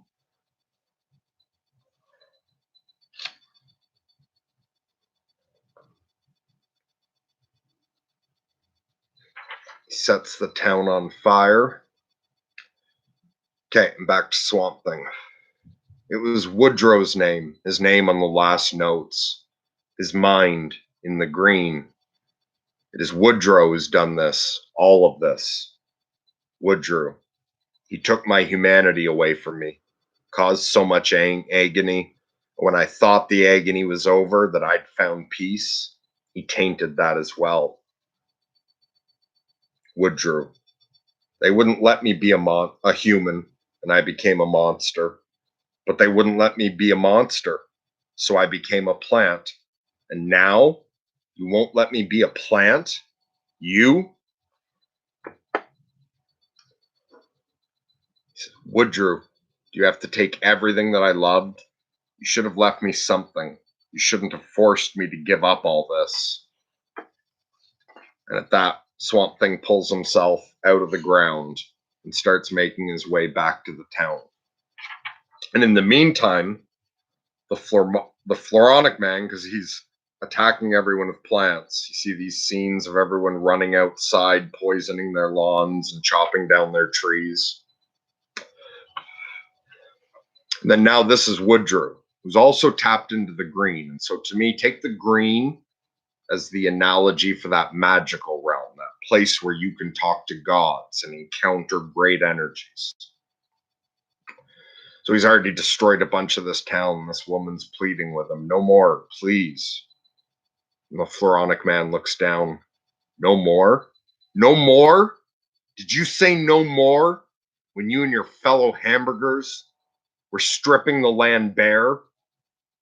When they dipped their chainsaws into the tender flesh of my people? Did you say no more then? There will be more. Lots more. For I am Woodrow. I am the pain and the bitterness of the woods. I am come to announce the green millennium. I am one with the wilderness. Its will works through me. For I have asked of it, saying, what would you have me do? And it said, purify. And it said, destroy. Destroy the creatures that would destroy us, that would destroy the ecosphere with their poisons and bulldozers. Cut them down like blighted wood. Let us have another green world. That's what it said to me. Another green world, as there was at the beginning, before the beasts crawled up out of the oceans, those long green centuries when no birds sang, where no dogs barked, where there was no noise, where there was no screaming meat. For I am the regret and anger of the forests. And at that, Swamp Thing steps up and says, no more.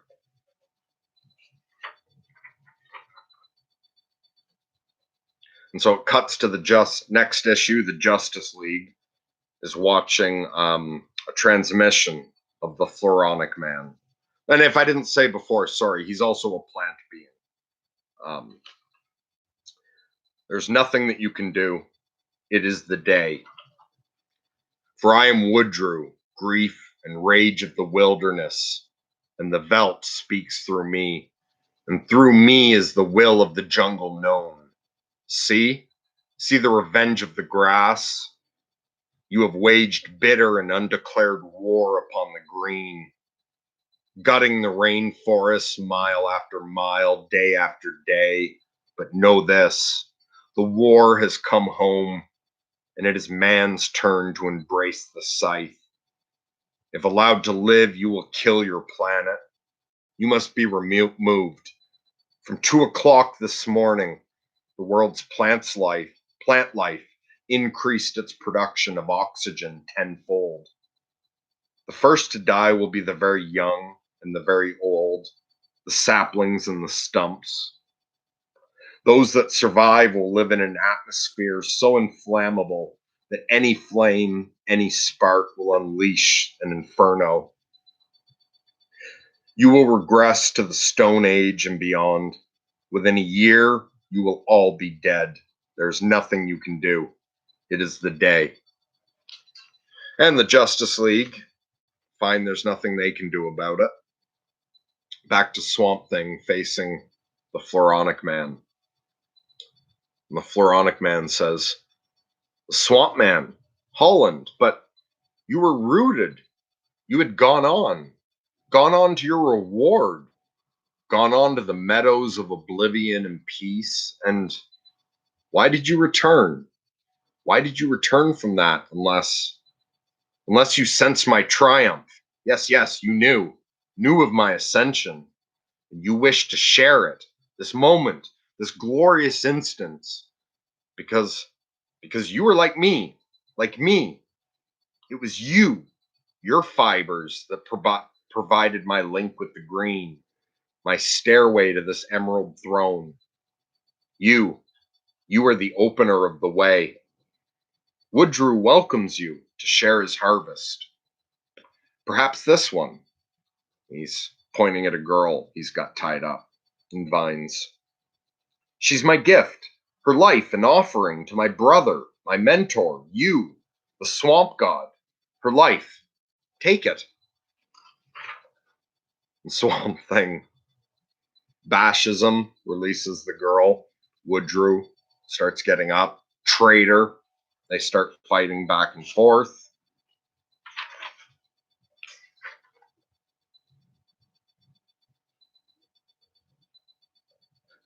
All right, a bit of a fight.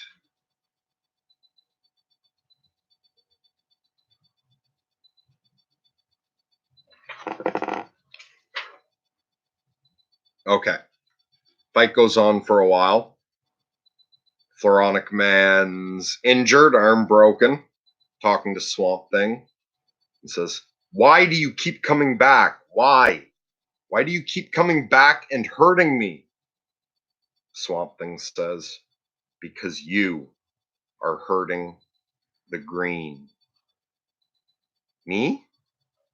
But that's no, that's not true at all. I am the green's servant. Its will works through me, for I am Woodrue, who Swamp Thing. Look at all this. This is not the way of the wilderness. This is the way of man. Your way, Woodrue. The green did not do this. You did. Woodrue. No, that's lies. And I spoke to the green. This is what it told me to do. This is what it wanted. Swamp Thing. This is what you wanted. You are ill, Woodrue, and you poison the green with your desires. Woodrue. You're lying. Why are you lying? I am not lying. I know the green did not convince this. Sorry, Swamp Thing now. You know I am not lying. You know the green did not conceive this madness. Floronic Man. It isn't madness. The plants will pour out oxygen and all the animals will die. Only we will remain. Don't you see? It's the only way. The only way to save the planet from these creatures. The only way. Swamp Thing. And what will change the oxygen back into the gases that we need to survive when the men and animals are dead? And quite suddenly, he can no longer feel the steaming, fertile presence of Africa within his mind. No. Or that of New Zealand, or Japan, or Wyoming, or Carolina. Suddenly, the Floronic man standing there, all connection to the green lost, screams, "No, don't leave me here. I'm your friend. I'm Woodrew. Please." From there, the Justice League end up coming down, taking him back to Arkham. And Abigail comes to Swamp Thing, asks what happened to him. Swamp Thing said, "He fell from grace with the world. He was uprooted. It's over." But the point I'm making there is that you can tap into something. Like I was saying, with your imagination, you can tap into things the way Swamp Thing tapped into the green, in a way where he was not projecting his will into the green. He was adapting his nature to the green, accepting it. But you can also go into that the way the Floronic man did. And you can connect to something and project what you want into it.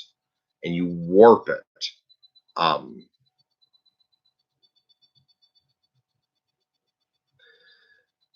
And yeah, I don't know if anyone else knows enough. Yeah, maybe that didn't make any sense without larger context. And it's too bad I couldn't show you the images.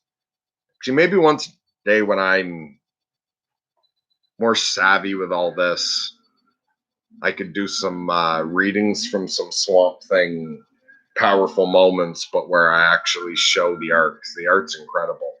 But maybe some of you got something out of that. Maybe not.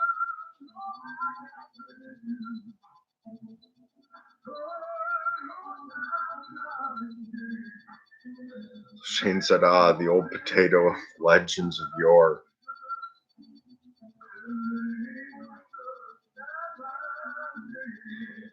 Yeah, I don't think that guy was getting anything out of our content anyway. I think he was just trying to kill time. And yeah, the reason Ryan finally booted him was because, yeah, there was one night where I came on to talk about, the title of it was something like calling people who are crazy, depressed, suicidal. It was like a video of outreach to people feeling suicidal.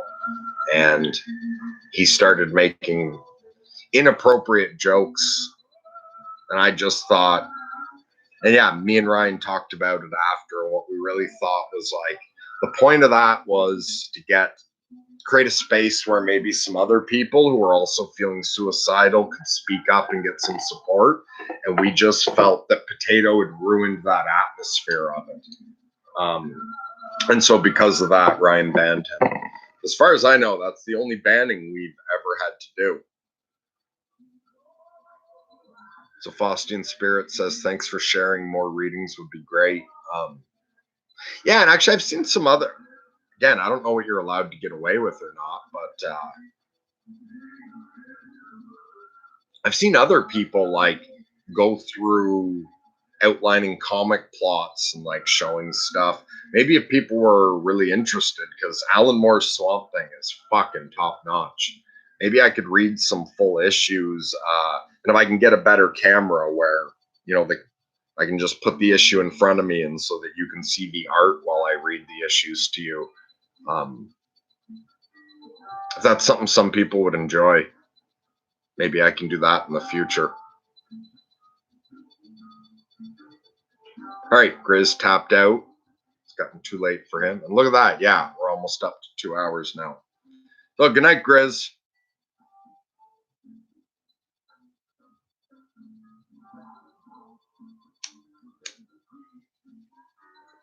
And Grizz says, I remember reading that panel as you read it aloud.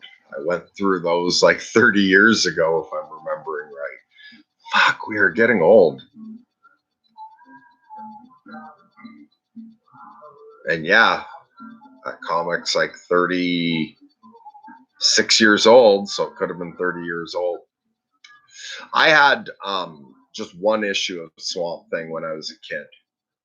And then I collected a few more as a teenager, but the only graphic novel of like collected novel I got was book 2 from the Alan Moore series, Swamp Thing, Love and Death.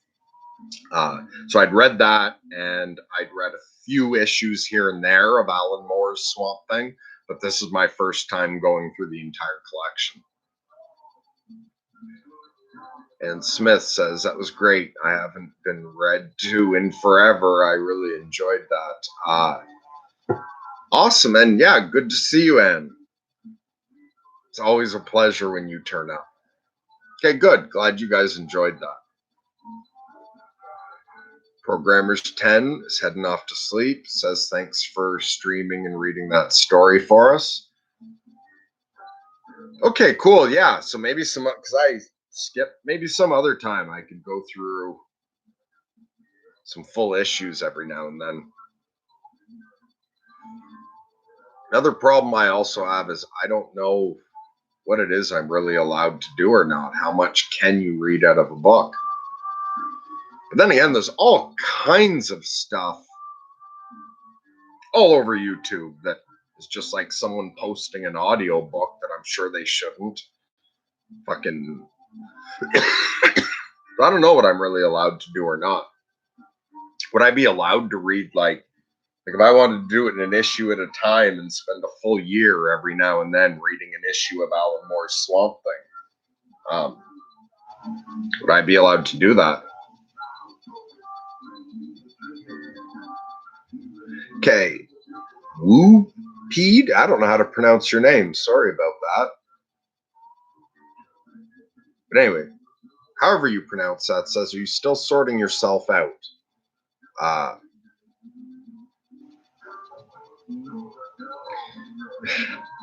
The title of the channel being Sorting Myself Out wasn't chosen by me or Ryan. Actually, I think Jordan Peterson picked that. Because Andrew had originally called the channel Porden B. Jeterson. I think it was called that when he did his interview with Jordan Peterson. And Jordan just suggested to him that he changed the title of the channel. And unless I'm remembering wrong, he said that he thought Sorting Myself Out would be a great title for the channel. So I might remember that wrong. Andrew can correct me in the comments down below if that's wrong when you watch this later, Andrew. But the reason the channel's titled Sorting Myself Out is because Jordan Peterson suggested it to Andrew. And Andrew handed the channel over to me and Ryan. I feel my real sorting myself out, like intensely, period. I'm settled into a certain number of ways. I'm like, whether you're crazy or whether you're on a spiritual journey, I don't think you ever stop sorting yourself out. But I'm kind of making steady progress, slow. I'm content with the speed it's going. I'm not really looking for more quick fixes. Also, like when I spend a lot, like, 'cause I spend a lot of time watching lectures or podcasts on psychology, on spiritual things. But it's gotten to the point where that's just what I'm interested in, is developing my soul and continuing to learn how to deal with being bipolar. But like I'd said much earlier, I'm as pathetic as I am compared to the average person, compared to my worst and compared to what I ever expected out of myself for some time. I'm content with where I've made it. And I would like it if I continue to make small improvements and things keep going better. I'm also entirely open to large improvements coming. I'm content with where I am for now. It should be nice to be doing better, but I don't long for it. I do the best I can and then accept what comes.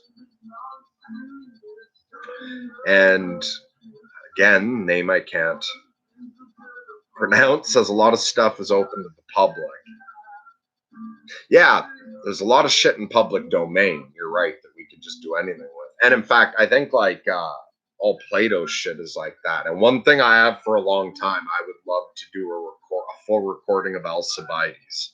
I think that one's great. It's already on YouTube, but I know that like I was thinking maybe me and Grizz could record it where because it's just a two-person dialogue, where maybe me and Grizz record the dialogue because I know that if I recorded, a few people who might not hear it otherwise might listen to it.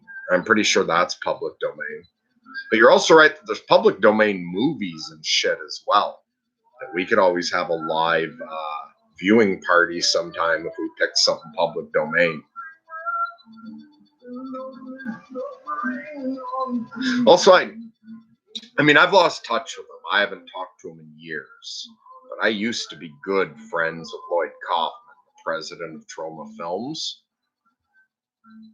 I know if I asked Lloyd, he'd give me permission to use anything on Troma. Now, a lot of that is shit a lot of people wouldn't be interested in, but like Trey Parker and Matt Stone's first movie is on South Park, Cannibal the Musical. That could be a fun watching party. But I bet if I could just get myself to track down how to get in touch with Lloyd, I could get permission. Although also just knowing Troma, unless it's new people I don't know running it, Troma never cracked down on bootlegs. In fact, Lloyd once got invited to go to, I forget if it was Germany or Russia, and it was a company that had no distribution rights for Troma. So Lloyd was really surprised when he got contacted that some fans wanted to host a Troma convention. He was surprised by that. He was like, "How do you guys see our movies? We don't have distribution there." And it turned out someone was bootlegging them in that country, and that they got really popular. Were all over the place. So Lloyd got invited to go to a convention where absolutely everyone in line, what they had to get signed was bootleg material that he owns, that was ripped off from him, that someone else sold him. He didn't make a penny on any of that merchandise. It was all through that company. Lloyd went to that convention. He focused on being happy that fans were watching his shit, and even sort of took it as a little bit of a pride that someone wanted to bootleg all his movies. So he went over and did a convention, like went over for a weekend and spent the whole convention signing bootlegs he made no money for. He made nothing off of anything. It was just for like supporting the community of fans there. And he said, like that other people had said to him, "What the fuck you doing that for? Like you should be cracking down on that bootlegging." And same as the Ramones, like their albums were bootlegged a lot. One person bought a Ramones cassette and dubbed it for everyone else all around.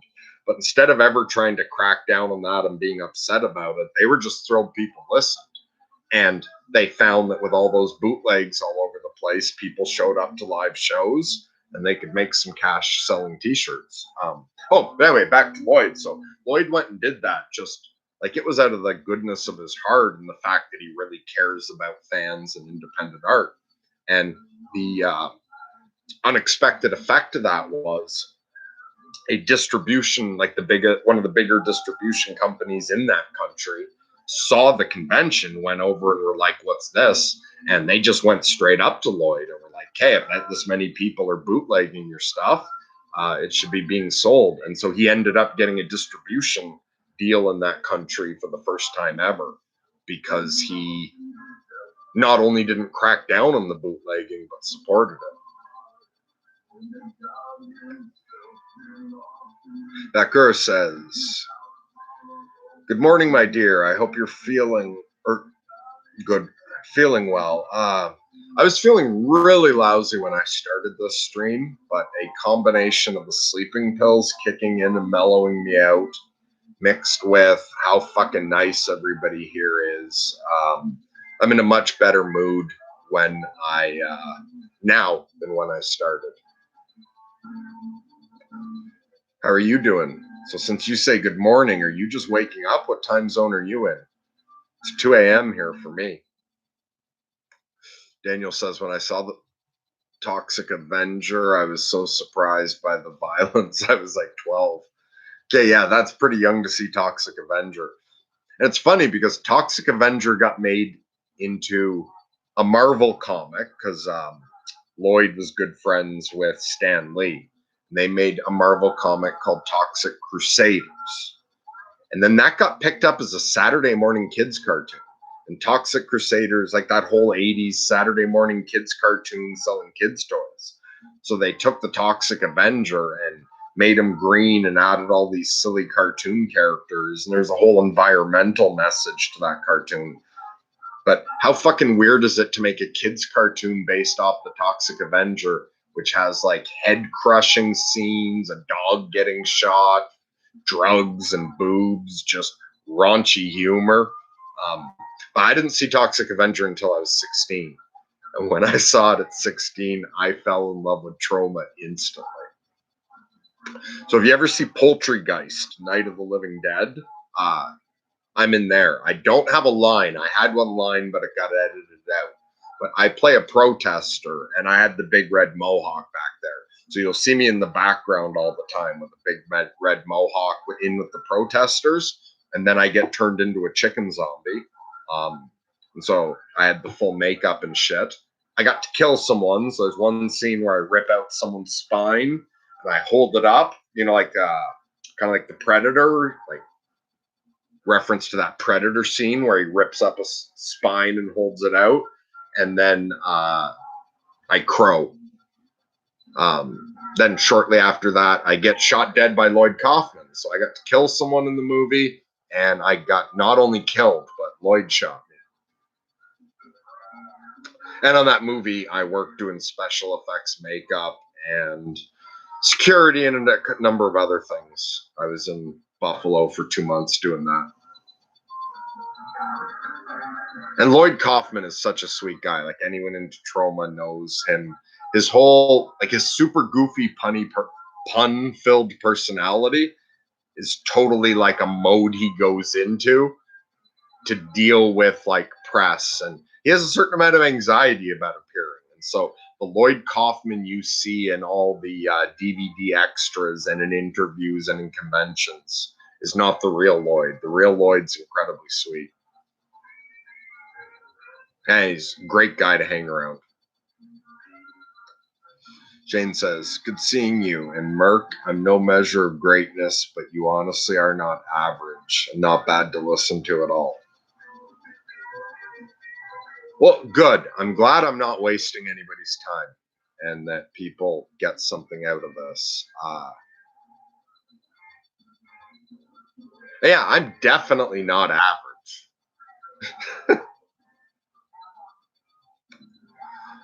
Also, at some point, I'm going to get this sorted out better so that I can stream in better quality with better sound. And who knows? I don't know what the fuck I'm going to be when I come alive again in the spring. So another like side effect of the magical interpretation of the bipolar cycle is I really embody that phoenix archetype and like the ancient male forest god that comes to life in the spring, thrives all summer, antlers grow heavy in the fall, and then it dies and is born anew every spring. I've noticed that. I'm a slightly different person every spring.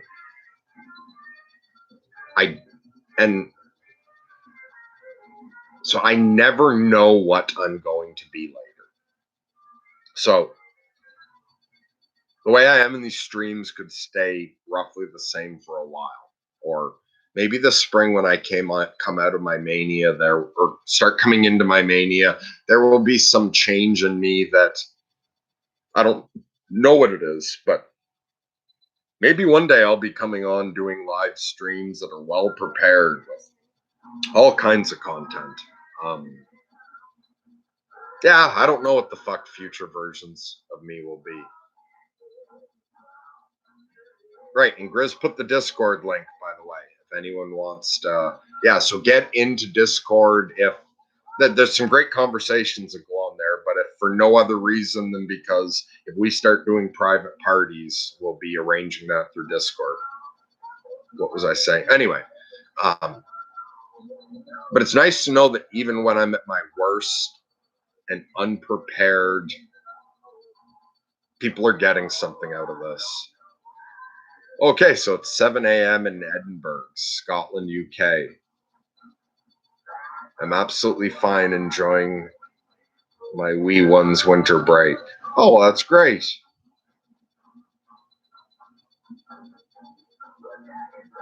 Strange.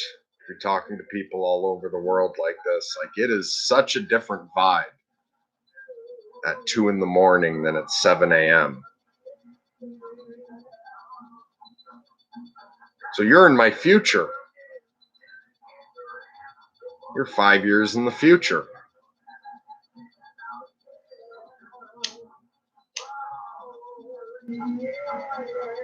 Okay, Daniel says, yes, that would be great to have better equipment for the quality, which, yeah, maybe I will one day.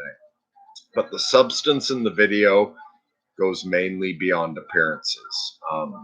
Yeah, and that's another thing. Well, there's been 2 points on that. So with these low quality streams, Ryan, someone else said this to me, and it was something I had thought myself before. Ryan said there was something about the low video quality that was almost like retro and appealing, and that matched the style of this completely unprepared rambling performance. Sometimes it's nice to take a break from things that are all high definition. And he said that there was actually a level of charm to the poor quality that matched my content. And I've thought that at times too. So not that I'm going to ever avoid upgrading to save the, yeah, because this looks like it was recorded badly on video and uploaded. So it's kind of got a weird retro, very lo-fi feel to it. Another thing I liked about it earlier on that I think I'm fine to let go of, but to be like honest about a selfish motivation early on. I liked the effect of the bad video quality because I'd heard this a couple places that the better your video quality is, the clearer the voice and the clearer the picture, the more the more people will trust you. So I've done studies showing where you take like the same video of someone, you know, some expert talking on some topic or whatnot, and when you showed it to people in lower quality, they tended to feel the guy had less authority on the subject and that he didn't know his material as well. But when you have just super sharp focus and the sound is clear, the exact same statements being made, people would take it as more credible and be much more likely to believe it. And since I don't want people taking me too seriously, like I don't want people just fucking doing something because I said it. I would rather the combination of the fact that I'm in low quality, which is naturally going to make you less likely to even want to listen to me, but it makes you less likely to take me seriously. That mixed with the fact that I'm a fucking, like, I'm a lunatic. I've been locked up in loony bins. There's no reason to believe me. And I like that. I don't want to be credible. If you're going to get something from something I say, what I say should have enough value to earn that respect. And I don't want a polished frontier to trick you into believing anything you shouldn't. So I like people having every reason to ignore what I say.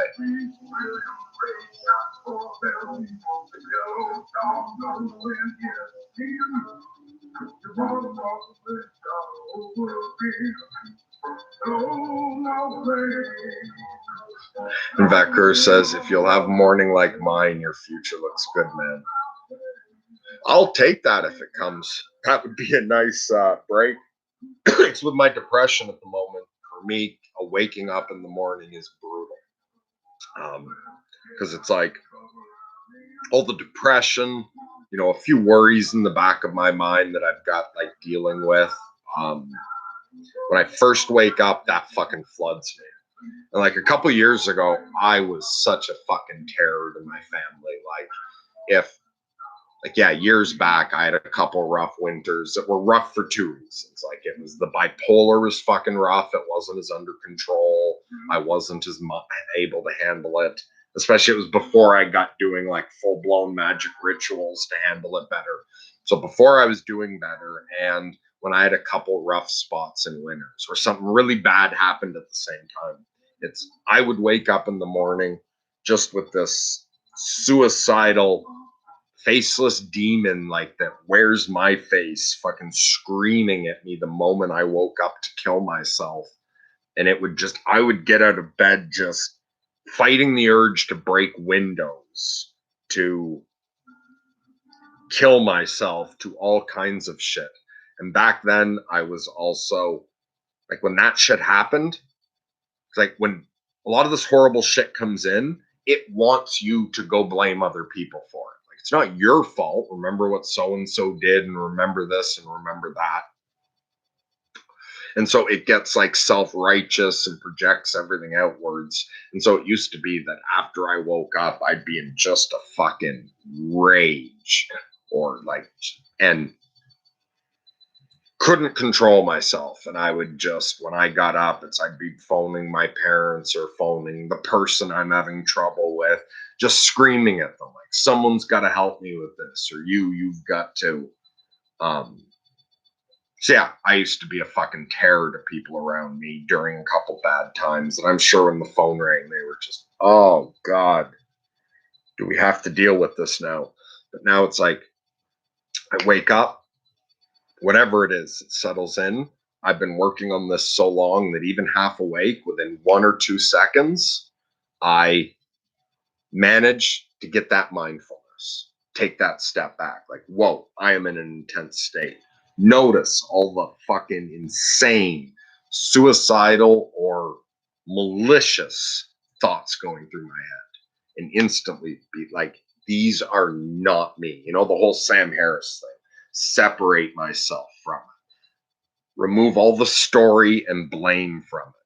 Reduce it to pure experience. Answer the thoughts. Like, fucking kill yourself screaming in my head. No, I'm not going to do that. It's fine that you, like, I understand that's your point of view. We won't be doing this. Like, you go ahead and scream that until you're tired, but I'm not going to do it. And to put myself into a place of, okay, getting up's going to be difficult. I'm not going to blame anyone. I'm not going to go with this. And I can, over 15 or 20 minutes of being up, get it all in place, get myself calmed down, reduce the depression to the physical sensation of it, and stabilize myself. And that's just a world of difference from where I was before. So lately, my mornings have been wake up in hell, realize you're there, remind yourself to calm down, not latch on to it, and ease my way into a more comfortable depression. But I'm perfectly open to that this is a magic blessing from you, and that I'm going to wake up incredibly happy tomorrow. So if that happens, I will try to remember to thank you for it next time I see you. Daniel says your videos are very nourishing. Good. I'm glad you're getting something good out of it.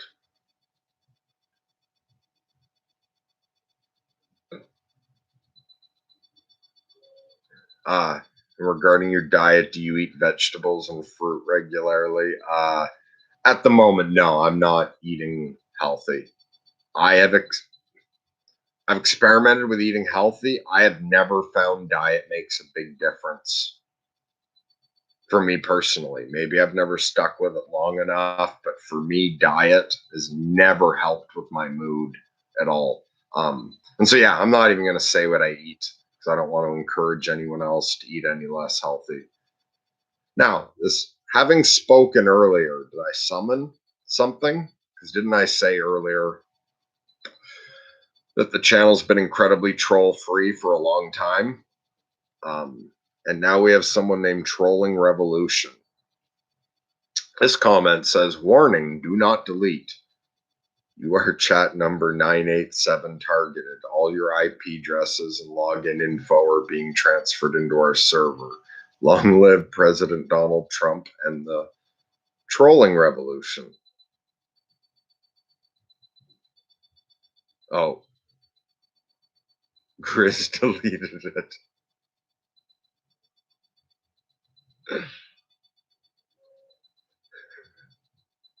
Wait, what did it say? But was it being taken to be given to Donald Trump? He's the fucking president. It doesn't matter to him what I'm doing.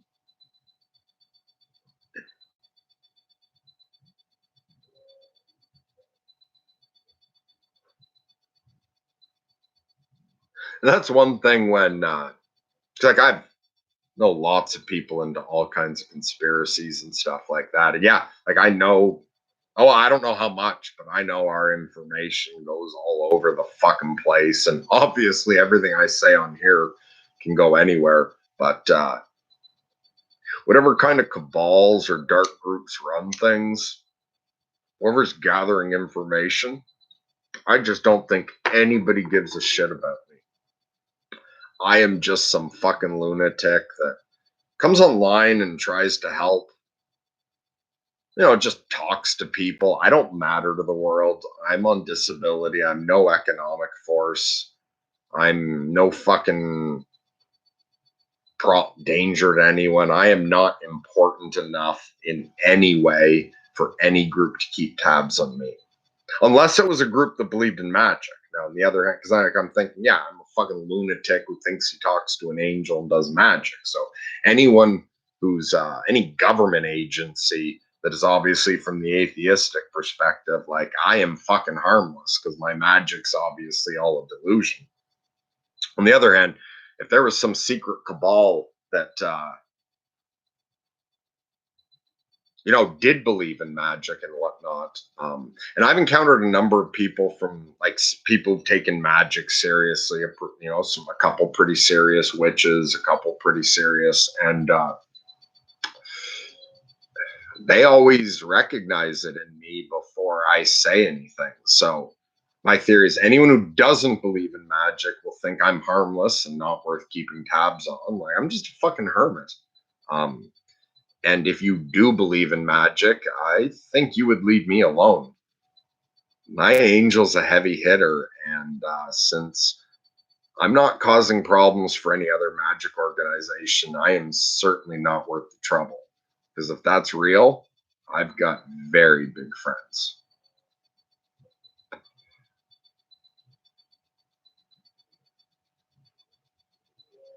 Wait, can I? Yeah, I can view the deleted message. That didn't upset me at all. Although, again, that wasn't like trolling, like lashing out at me. This is some kind of weird thing. Long live President Trump. Yeah. So if no organization gives a shit what I think, unless they actually believe in magic. And if they actually believe in magic, they're going to want to just leave me alone. I'm not worth the trouble there.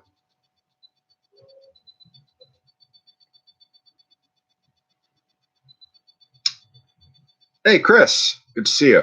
And so Faustian Spirit says, that sounds rough. Glad to hear you're able to overcome those morning rages. Yeah, I'm learning to deal with them much better, although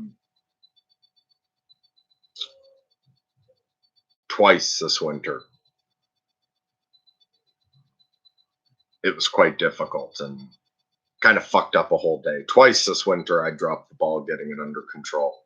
But both of those were because something also happened one day. Something happened within 20 minutes of me being awake. So I still hadn't gotten myself sorted. And then something happened. And yeah, I fucking had a really bad day that day. And then Faustian says Trolling Revolution was a potato 2.0. That was completely different because that was just nonsense. That at the most is a distraction.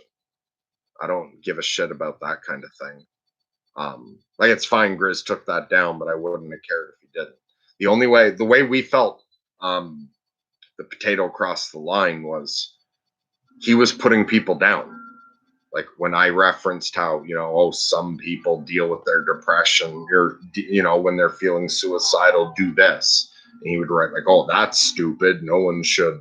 So like he was actively putting down depressed people and suicidal people. He was attacking people that and it was general. He wasn't picking specific. I don't know. He may have even picked on someone else in the chat.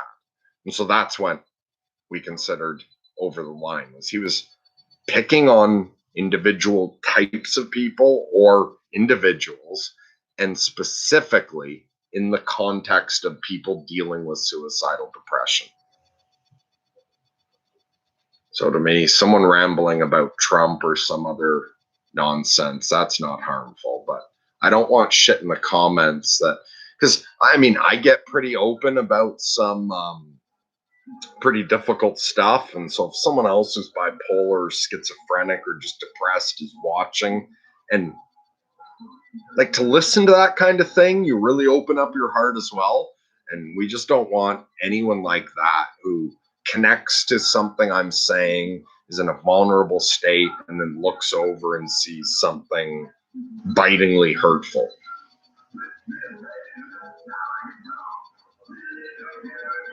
And Grizz says having the name trolling is a request for spanking.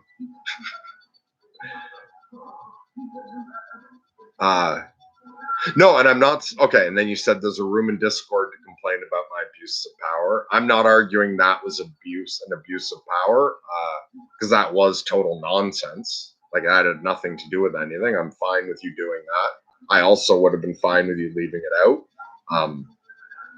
But that's a great point. If anyone ever does feel that Grizz or any of the other moderators have removed something they shouldn't, let us know in Discord. But so far, we've removed very, very, very few comments overall, haven't we, Grizz? And Potato is the only one to ever be banned. Or am I wrong about that? And there's been more bannings I didn't know about. Yeah, I just trust that the wrenches know what to do.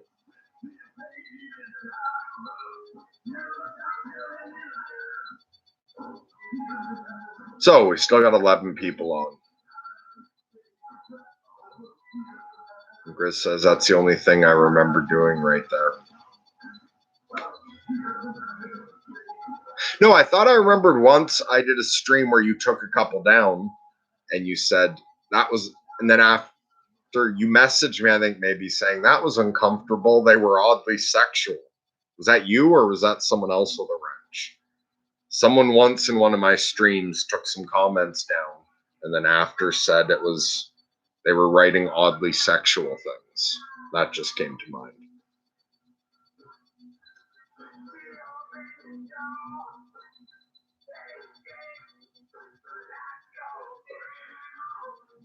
Yeah, and you said remember. Yeah, I was in criticism all the time.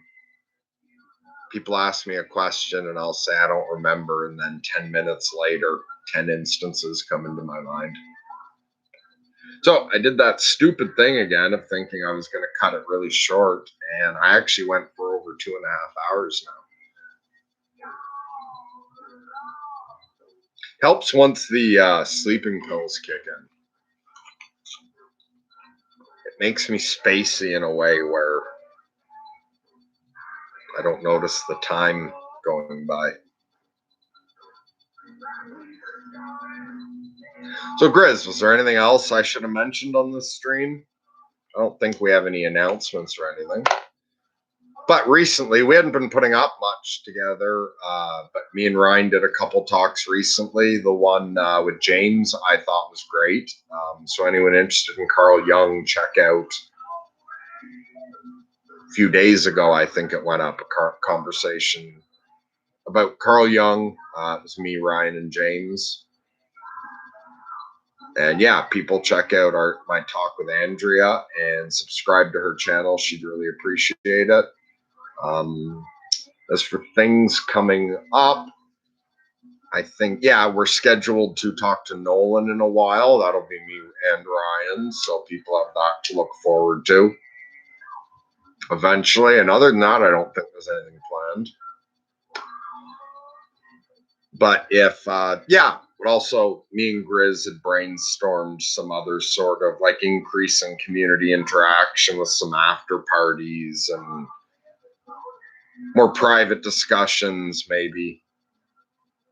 So sign up at Discord if you want to be involved, if we ever do movie nights or, little private groups where everyone can talk, like conference.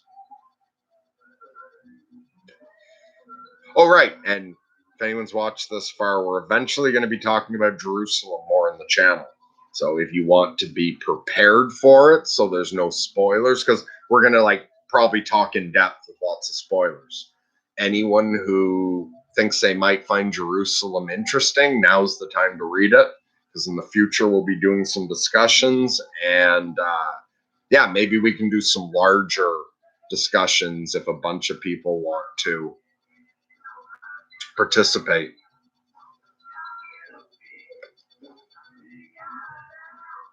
So Faustian Spirit says, I think the chat approves of your tyranny, Grizz. No mercy for potatoes or trolls. Grizz says, thanks for the stream, Merc. You are most welcome, good sir. Shane says, that was great. Any plans for tomorrow? Yeah, tomorrow I'm going to do absolutely fuck all. Today was a big day for me. Yesterday took a lot out of me. Tomorrow is like maximum doing as little as possible and playing with toys.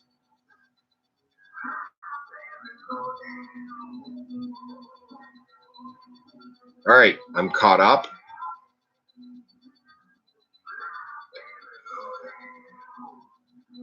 All right, and I should do the whole. So if you guys like this shit, if you're not subscribed, subscribe to the channel, because we're steadily losing subscribers all the time now. Because since we took all the Peterson stuff down, the people who are here for that are disappearing. But yeah, that does make a difference to me and Ryan, and we really appreciate the comments and the likes as well. If you want to support the channel and help it grow, you can also share the videos. And apparently comments really help. So even if you have nothing to say, just write hi or write anything. Tell us what you had for dinner or something, because apparently comments help with the algorithm and make it. Okay, so Daniel says, check about what Peterson's daughter says about diet. Yeah, I've heard all that. I know someone who tried it, and I didn't see any improvement in them. I know, I'm sure that works for some people. Shane says, enjoy your Sabbath. Much love, man. See you guys. Yeah, thank you very much. So to everyone, God bless. Lunatic love to all. And I don't know, maybe I'll pop on randomly sometime before the next full moon. Maybe not. Maybe Ryan will pull me on some night or something. But if not, I will definitely be around for the next full moon. So I hope everyone has a great night. And yeah, we'll see each other again sometime.